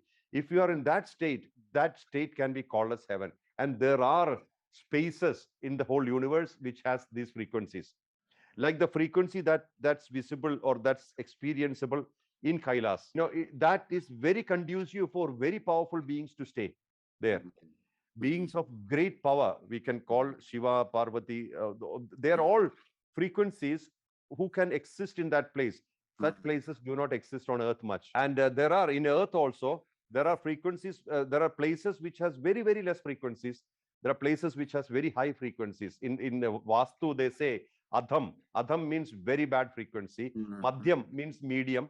Most of the cities have only Madhyam frequency. Yes. Yeah. And then Uttam is species frequency, which most of the temples, ancient temples, are Yeah. built in such lands. And then Uttamotam means extraordinarily high, which are the Swayambhu, the automatic places like Vaishno Devi, Kailas. Automatically the places started attracting people. Arunachala, yeah, Yeah. Tiruvannamalai. Yeah. Those are, and then because of that frequency, many enlightened masters come and leave their body there. Okay. Means those who have already expanded, like Sai Baba, Yes. expanded, and then it adds to that frequency. So these all are existing. So heaven is a state, like you can say Siddha Loga of Siddhas, world Mhm. of Siddhas, where Siddhas conglomerate. That world is heaven in that context. So there is heaven and hell, but not as we think that you do something and you go to heaven. Not like that. It's a state which you attain, which maintains you in a state, in a place like that.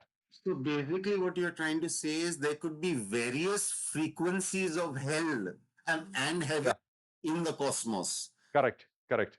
It is not one real estate. No, Yeah. no. My no, my experience of Guru Mandala is the same. I never tell these to people, but there has been many experiences. One of them Mm, is Guru Mandala. Like an event is going to happen. Various people who are of liberated nature come forward to one place. They don't even talk. They come forward only means they're going to participate. And there is not even a thought. There is no message conveyed, nothing. And the Guru Mandala, or that they assemble and they come together. So that means everybody knows these are the people who are operating in there, mm, and they immediately disperse. mm. So you see, it's not like communications, what we think, you got to tell in so many words, you got to convey a message, not like that. And also the space is dissolved when they leave, so that there's no attachment to the place. Many times we have to understand the free, like the wind is blowing and various fragrances come and go through the wind, like that various states happen and dissolve simultaneously while we're talking. So it's a very volatile world. In my recent book, The Fakir, The Journey Within, Baba has made me write that if you are a jealous, angry person, you will gravitate after your death towards a place which is filled with jealous, angry people. Absolutely. Absolutely, I fully agree. Also, Ruzbeh, this is here also in on Earth as well. Hmm. So when we have jealousy, little bit jealousy, many beings who are of jealous nature can enter you and make your jealousy the main thing. Yes. Likewise, you have small anger, but then similar beings can enter you, not even departed souls, energies of that nature. This is Mhm. also there. They do not have an evolution. There are many energies who live like this. Like, for example, energy of anger, energy of hatred, energy of revenge, these kind of things. So you feel reinforced to revenge. Who's losing end of the day? You lose end of the day, because if you have 2% of revenge, 5-10 people join in and becomes 50% revenge Mm. or anger. So what happens is that manifests through you. For the outside world, you have been angry, but Mm. inside you there have been many people who are getting fulfilled because of your anger. Yeah, because many times these people will say, it wasn't me, I can't do me. Yeah. Yes, yes, yes. Yeah. Yeah, yeah. So how does a common man, Mohanji, what can a common man do to insulate him or her from these outside energies? Well, I would say awareness. One thing I always believe that you being aware of who you are, connected at some point in time, think about it. Yeah, I'm not this anger. This anger is happening through me. So that constant awareness means if intelligence is at work, anger and all these emotions are under their control. Mm. But when we live emotionally, all these things work very well. Anger, hatred, jealousy, revenge, pride, ego, all work with emotions. But moving towards intellect, I said that what is the net result? If I'm angry, the net result is regret. Yeah. So I don't want that. So that means even if you do not agree with so many things, I used to tell people, I agree to disagree. So Mohanji, tell me one thing. How many souls can enter a body? Can Any number, any any number. number? But there is also a limit, where imagine we are occupied with Baba. Yes. That means the space is not there for anything to Yes, it's enter. not there. Very. Yeah, if we are really connected to a master, living or not living, and occupied, that energy is occupying you most of the time, none of these things can come near you. Mohanji, tell me one thing. Is there a predestined time to die for people? Yes, there is. That's completely connected to simply like a rent a car. You hire it sometime and you give it back at some time. Sometimes it's extendable, provided you have another flight to catch, which is some time. But that extendable time is usually spent in coma or a situation where you don't really work on karma. It's a suspended state. The additional space you get is connected to the next birth or next journey. If you look at the whole life, it's a complete flow, like many births. It's one flow, like the river is flowing. In between, birth happens, death happens. Between death and birth happens, again birth happens, death happens, then again space between death and birth happens. So the flow is continuous, and almost every life has similar flavor. Our constitution, our character, our inclination, desire pattern, they're all more or less same. I do not see much difference in shift of awareness between birth and death. I see more of that possibility between death and birth, because when you reassemble after you're leaving, when you reassemble, there is a lot of priority shifts, especially the last part of your life plays a role. Imagine there is a desire pattern in the major share of life, but at the time of death, somewhere some priorities supersede the other ones, and that becomes the main theme for the further births or further birth, next birth. I have observed that sometimes the pattern which is taking you through the life shifts at the end, and then the whole realigning before the next birth happens between that, and the flavor shifts. Who does the realigning? Who decides what's going to happen, where you're going to be born? Who decides all this? Yeah, it's more or less spontaneous, because one is the bundle of desires which must have fulfillment. Yeah. Second is the space and time for fulfillment. This whole thing realigns itself. It's like an automatic realignment. But there are masters out there after death also. They guide you. They sometimes point a finger, "Hey, look here, you have this ingredient. Do you really need them? Do you really care?" So, for example, imagine in this life, our priority became finding God, touch the realm of God, right? And in between, many things such as attachments, such as families, yeah, or possessions or positions, something happened. At the time of death, sometimes the master, some master points out to you, "Look here, you have been going through this, but that was not your main theme. That was not your main priority. In the middle, you got disaligned a little bit. Then we become aware, again awaken to the reality. Then we set that as the main thing. So this slight alignment also happens while we are. So it's everything is there except the body. The rest are there. And that whole thing called the substratum, in case if your desires of terrestrial nature are very negligible, then you may say probably you don't need it. That's also possible. But it's like a lounge. The transit place is like a lounge where you have to go somewhere. Either you merge with God or you come back to the same plane. So we come back here because usually our pattern is connected to Earth. Otherwise, we can, while exiting itself, if it is conscious exit, then we don't have to really come back. We will not come back. What do we do in the lounge? Because sometimes you could be there for a long, long period of time. What do we do there? Realigning, rearranging the things. Not consciously. It realigns by itself. Like for now, we do not know what will happen tomorrow. I mean, like 15 years ago, what we planned and what we are now are probably different. Everything is, this is not within our control. So like that, most of the things, whole flow has to be watched to know what happens between each death and birth. Because it's right from the beginning till the end, starting from supreme consciousness, merging back to supreme consciousness, then the entire journey through lifetimes, through each birth and death. The only painful situation here is the identification. We identify ourselves with the body, with the personality, basically the personality, what we are used to, what people call us. That's where we get stuck. That's why we have pain of leaving, separation, leaving, fear of death, all connected to personality identification. So if the identification is tackled properly, then we don't have a problem. We really don't have a problem. Is there something called the Akashic records? Is there something where an individual's entire record is maintained? Definitely.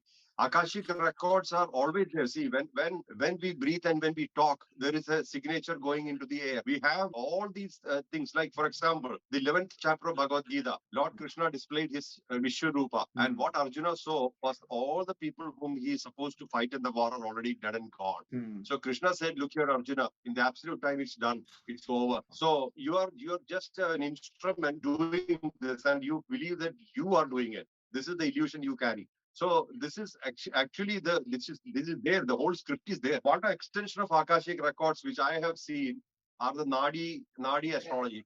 I was just going to ask you about Nadi. I was just going to ask you about Nadi now. Because you tap into the Akashic record and you can almost say what will happen in the future and who will do this. What sort of a character, what sort of constitution, what sort of karmic plan, and all those things are all, everything is there already. See, we are really, really foolish to think that we are doing these things. And so that's exactly the ownership of action, which really makes a mess in our life.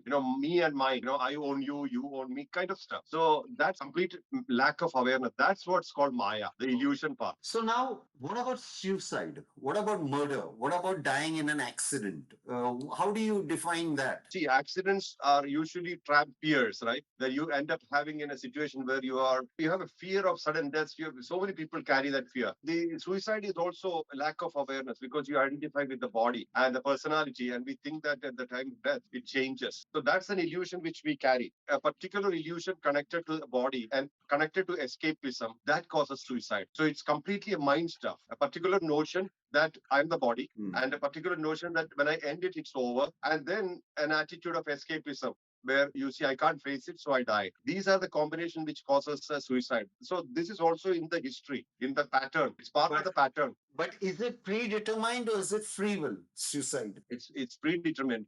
But what happens in this whole thing is that there is always a chance to connect to truth. There is always a chance that we can connect to the truth, but we don't. People who are in that particular mode or pattern never connects to the truth. They don't connect to the truth. So pattern takes over.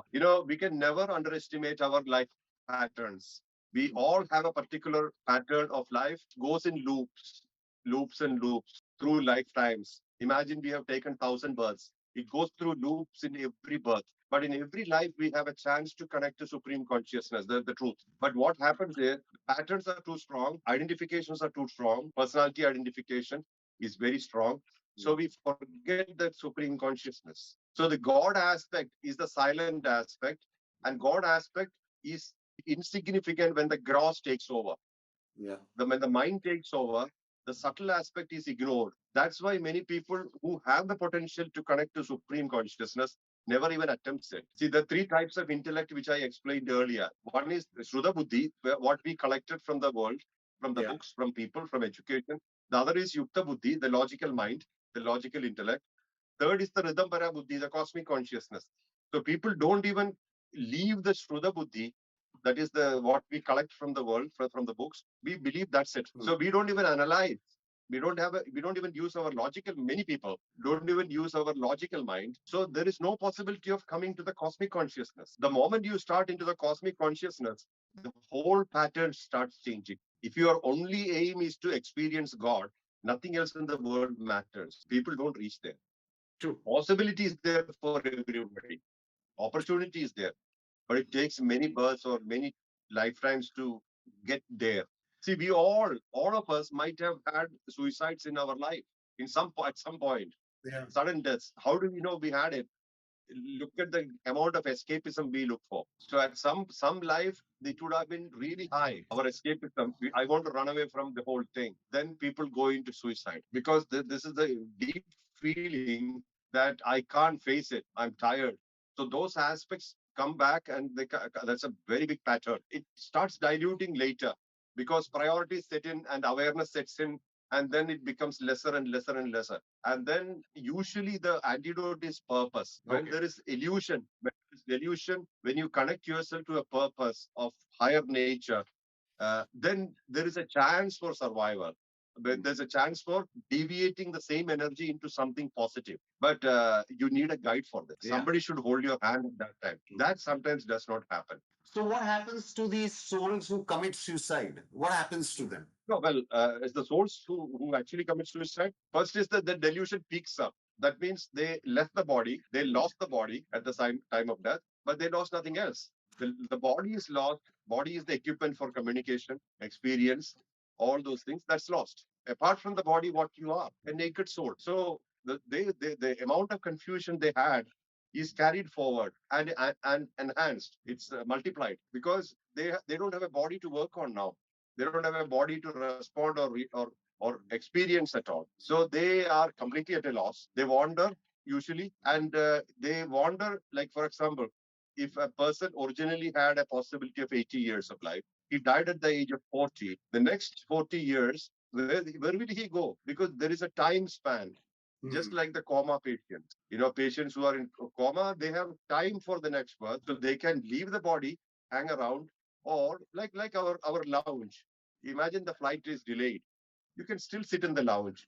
So like that, you have a possibility. But what happens is they hang on in the body because of attachments. So in this case, they don't have a body to hang on. So they hang around in the space without body.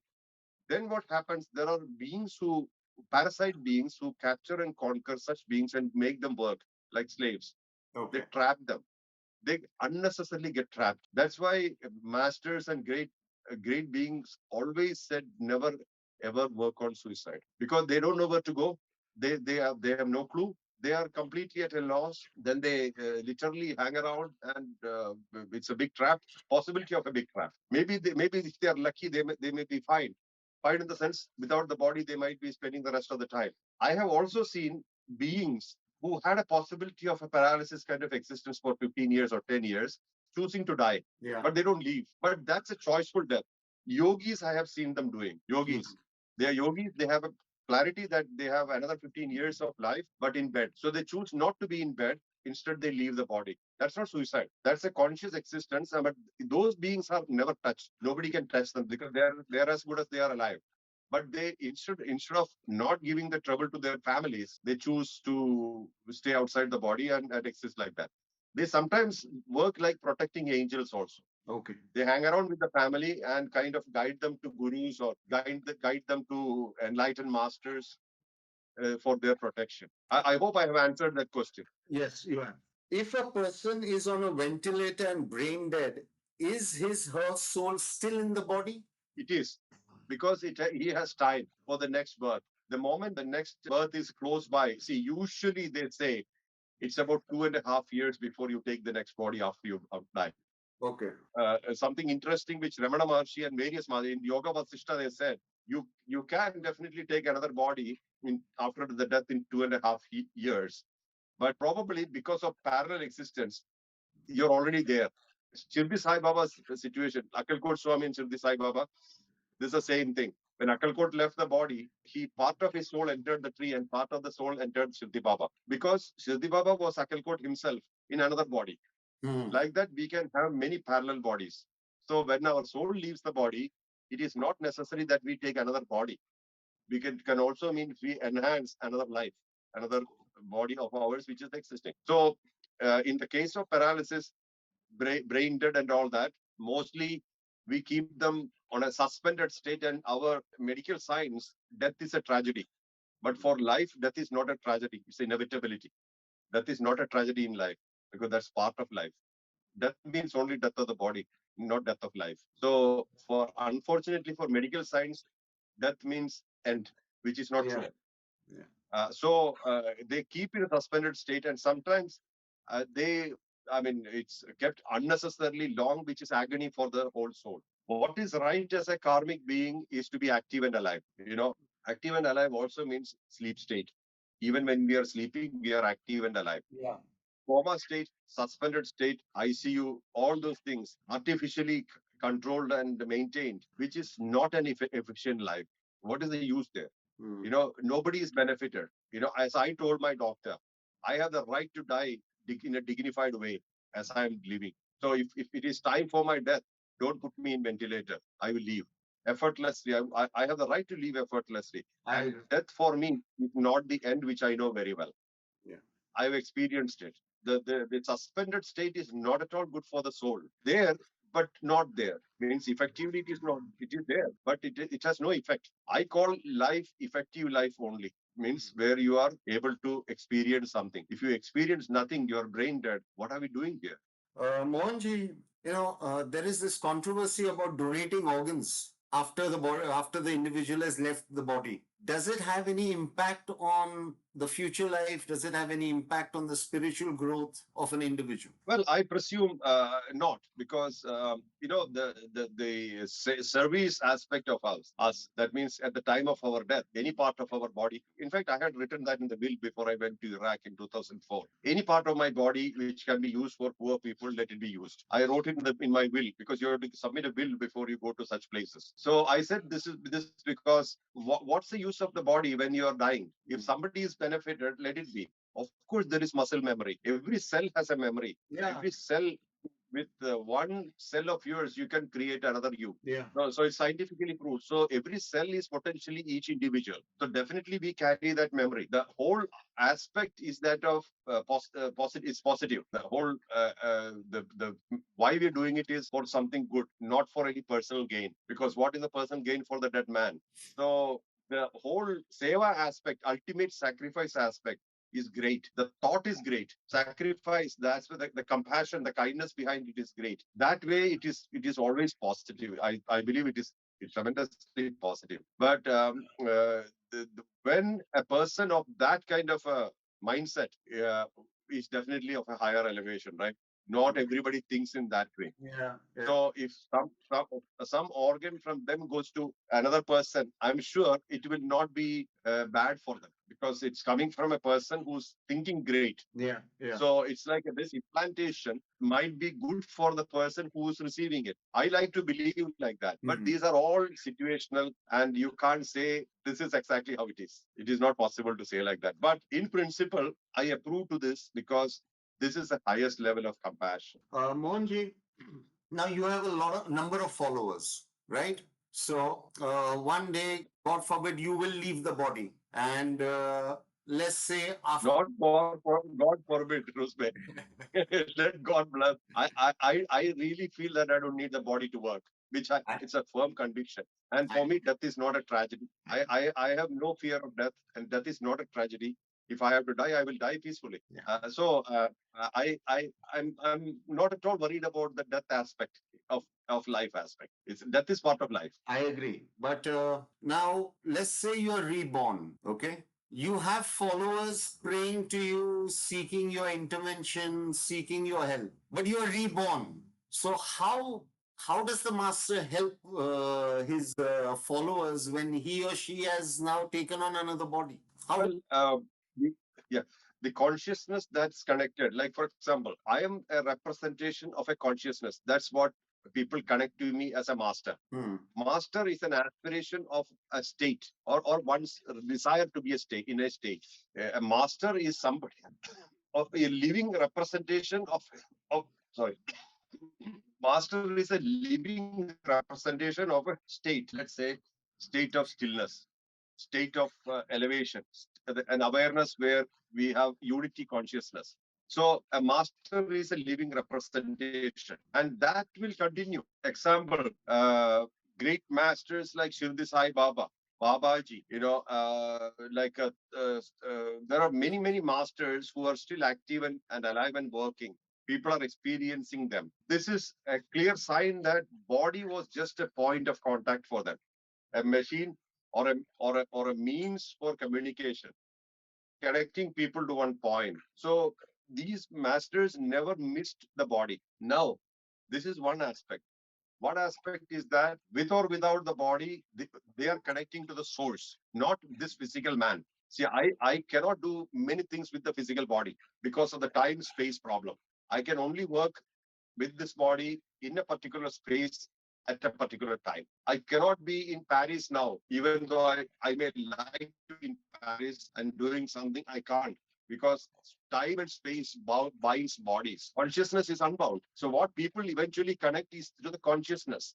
That's why we see people travel miles to go to temples. But when they reach the temple, they close their eyes and pray. So it's not the physical, visual thing they are praying to. It's the consciousness which is invisible they are praying to. So in that mode, I will be still available because it's one consciousness. We call it Krishna consciousness, Buddha consciousness, Sai consciousness, one consciousness. One ocean, many drops. So there is no dearth of anything there. You will always have it. It will never go. It can never go. But in case if I take another birth, that birth will be for the sake of creating another point of contact, one way, to complete my personal desires. These are the two options. What is that? Imagine I have many more desires. See, today I have a Mercedes Benz, but I wanted a Rolls Royce. Imagine I couldn't buy that in this life. So I will take birth in a particular environment where I can buy a Rolls Royce. So just an example. I have no such inclination. Yeah. I'm not thinking about what one. Yeah, but if it is a personal desire, personal set of desire, I will be born in a particular environment to achieve that. Or it is there is another possibility that the consciousness, which is supreme, everybody in every life has an opportunity to connect to the supreme consciousness. Whether we call it Father, Allah, Krishna, whatever we call it, one consciousness. So we all have the right and the means to connect to supreme consciousness in every lifetime. But what happens is we get deluded with the world around us. So we miss our way. We lose our way. So if at all I'm coming back, it could be sent or projected by the consciousness to guide further people. It could be for another generation to be guided. It could be. Or it could be that I have to fulfill my personal unfulfilled desires. These are the two options possible. And in those cases, I will function as it required. But this will not go. The connection this is happening now, the Mohanji consciousness, whatever you call, that will continue because there is no end to it. Because it's not about me. I'm only a point of contact, but the moment you connect to me, you're not staying here. Like Jesus said, through me you reach my Father. So that same thing works everywhere. See, Sai Baba said, Allah acha karega. Allah will be blessing you. He never said, I'm blessing you. So the thing is that through all these things, you are reaching the same place. So this will continue. This will definitely continue. But is it possible This was to come back again? Is it possible when you come back again, you could lose your way or you could create more karmas for yourself? once you cross over the fourth level of samadhi, where your mind is collapsed, then you can't come back to the same way. But before that, when the mind is still active, mind is keeping ownerships, thoughts are the pillars of keeping the mind, you can't come back. You can come back. Means as long as thoughts are maintaining your mind, thoughts are the pillars maintaining your mind, you can always go back to your identifications and identity. Once these thoughts collapse, thoughts are the sources, desires, inclinations or tendencies, memories, they create thoughts. When inclinations, tendencies, memories do not exist, thoughts do not exist, mind do not exist, then you don't come back because your basic faculty for experiencing the world is not there. So then there's no point of coming back. You will exist probably as a representation of what you originally are, the conscious. Can we create karma in the spirit plane? It's difficult. We can create karma in the spirit plane, but not as we consider in the earth plane. Okay. Earth plane, it's connected to materials, ownerships, and stuff. In spirit plane, it could be connected to energies. So there is a possibility of karma, but it's a different equation there. It's this desire pattern is not the same. The desire pattern is not the same. See, there are people living in the sun. People means not with the physical body, but there are beings living in the sun. If they create certain desires, that will be pertaining to that plane. Each loga, each frequency has a different pattern structure. Okay. Frequency, energy structure, vibration structure. So in that mode, our desire pattern also changes. Here, the terrestrial nature, this thing we are associating with our body and the pleasures connected to the body, such as through the eyes, through the nose, through the ears, through the mouth, through the skin. But if you do not have a body, then your desire pattern also is different. You see? So it can't be the same. Can you come down? Can you come down? Let's say you reached a particular point of spiritual growth. Through your mind, through your frequency, can you devalue yourself? Can you that is the state of Gandharva. You heard about Gandharva, celestial singers, celestial musicians. Okay. So they have reached a frequency, very high frequency, where they are great musicians of a plane like heaven. From there, the desire for them, they sometimes get attracted to terrestrial people, and then they say they get cursed to come to earth and fulfill that. So for them, it's a curse of coming down. But they are not human beings. Please remember, human beings have a particular life cycle, while these are celestial beings. By birth, they are celestial, different beings. We can call it celestial or whatever, but they are different beings. There are numerous beings in the air, in the whole universe. Many, many beings. So what we see, what is tangible is different, but there are numerous beings. We can experience many of them in an expanded state. But one great tantric master told me, don't even attempt to see them because they are so enchanting that they completely suck your consciousness away. Then you are like a vegetable. So I mean, it's not. I mean, it's easy to desire. Like one guy is, Adi Shankara himself, when he had the darshan of goddess, he could not really explain its beauty. No beauty in this world is beautiful enough. So what happens is that your enchantment goes to a different plane, and then you are deluded. So people recommend not to go into those planes and things. But your question is, there is a possibility for beings of another plane to come to Earth.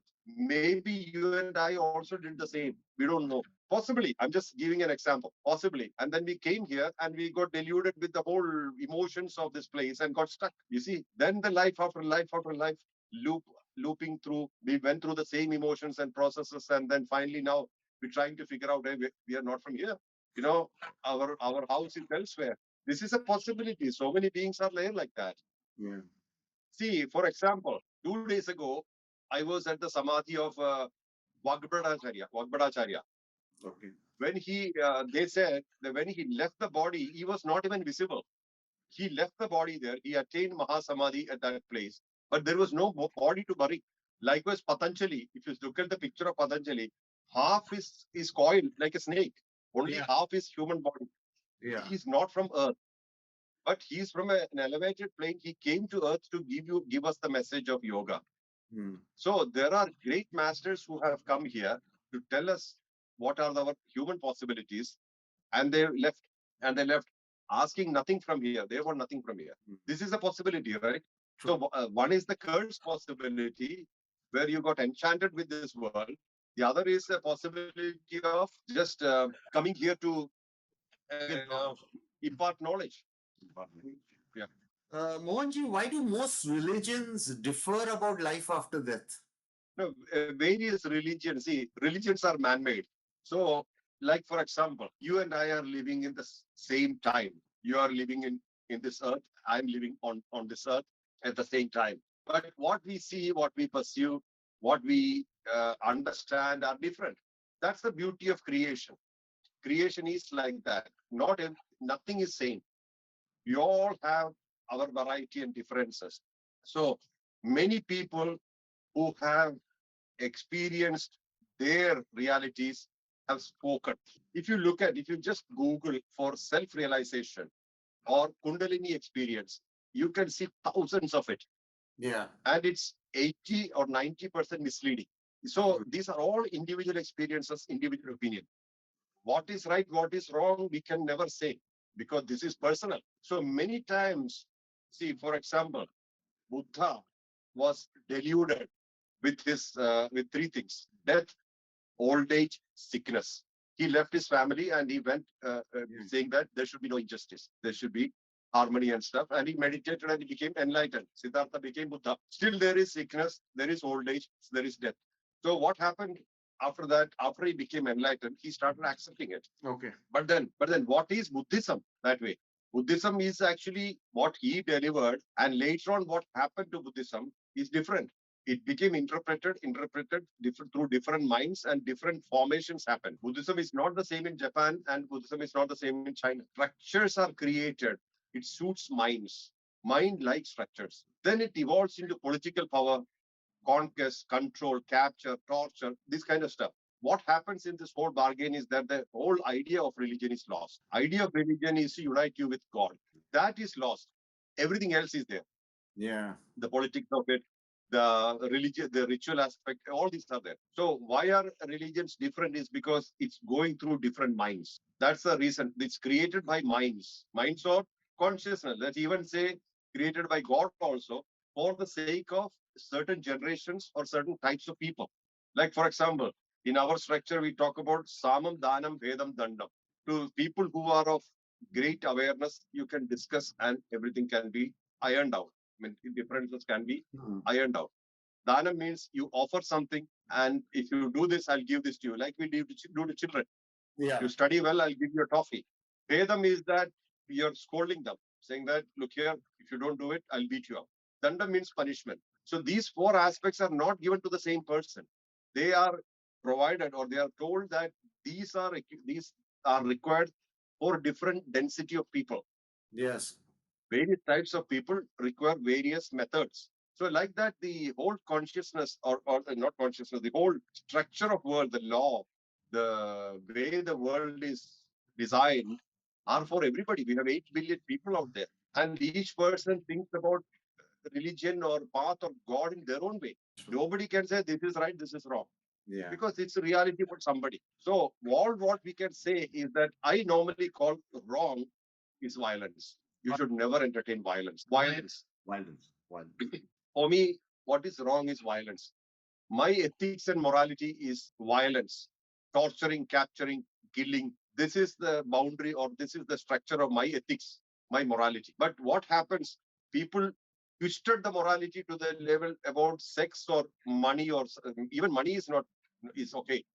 But sexuality is what people call as morality, which is nothing. Yeah. Because sexuality is just like your appetite. It's part Yeah. of your system. Yes. And it should stay with the body, not with the mind. Yeah. But when you say it's prohibited, it starts staying with your mind. Mind. Then it starts getting distorted. That is why 3 trillion pornography industry, because it's sitting in the mind. It's not Yeah. sitting in the body. It's unnatural to sit in the mind. See, why does sexuality sit in your mind? Because it's prohibited. When you say, hey, you can't do this, that's exactly what we want to do, whether we like it or not. This is human mind. So what happens is then sin is attached. Hey, look here, you crossed the boundary. Now you're a sinner. Yes. What sinner? First of all, you are denied, and then your mind is focused on what is denied, and then you definitely feel inclined to cross over, and then you are called a sinner. Then you have a penalty. Then you are suffering. This is all created to control, not by enlightened masters, not by people who created religion. This is created by administrators who have political interests. You see, so the whole structure, if you look, you can see this whole very clearly. Do our departed family members and loved ones visit us? Some of them may not go. Acha, Some of them may not leave. Yeah, some of them may not leave, and some of them do come, provided they have not actually physically taken a body. Like I told you, the parallel existence is a truth. You might have another body. Like there is a possibility. Imagine I'm imagine we are connected. So Mohanji died, and I could merge with you and still work, or I could merge with you, extract from you, and still communicate with me, with our people. So there is a possibility that either they go and merge with their. See, there are many possibilities actually. Death happens. You go through the process of lounge and come back to rebirth, another body. Death happens. You already are existing. You can merge with that. Second option. Third, death happens. You are already existing. You merge with the body, but you still have an eye on this particular life. And when it is needed, you can extract from that and come here, guide and go back. Where your journey is very clear. You're coming from Pune to Bombay, and you know you are going back to Pune. It's very clear. But there's no delusion here. All these options are there in our death and birth process. But regular is because the desires are so strong, it's come back to another body and start fulfilling the desires. Same pattern. Do realized souls, do they actually meet the goddess gods, gurus in the spirit plane? Based on their desire pattern. I think I told you the experience I had when I was climbing the Kailas. In 2016, we climbed to the inner Kora.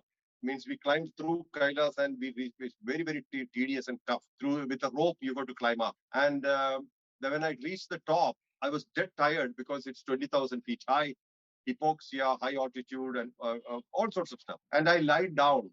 I had my mouth covered in a bandana, but there was a stone in my mouth, which is completely impossible because my mouth is totally covered. There was a stone in my mouth, so I suddenly started and got up. My head was towards Kailas. I couldn't really walk; it was too tough. And I took the stone out. Then I heard a voice: "You cannot lie down here. If you lie down here, you will not go. You won't be able to leave. You keep walking. Nobody comes here to stay. This is Shiva's darbar, the darbar of Shiva. You can only visit and go. If you stay back or if you lie down, you will not be able to leave." So I immediately got up and walked, and then the voice continued saying that we wait thousands of years for the darshan of Shiva, but we never ask for it, because if we ask, Shiva will ask, form do you want to see? In which form you want to see? In which form should I come? And we have to say something. He will appear in that form. Then to erase that form from our mind, it may take centuries. So we don't ask. We ask nothing.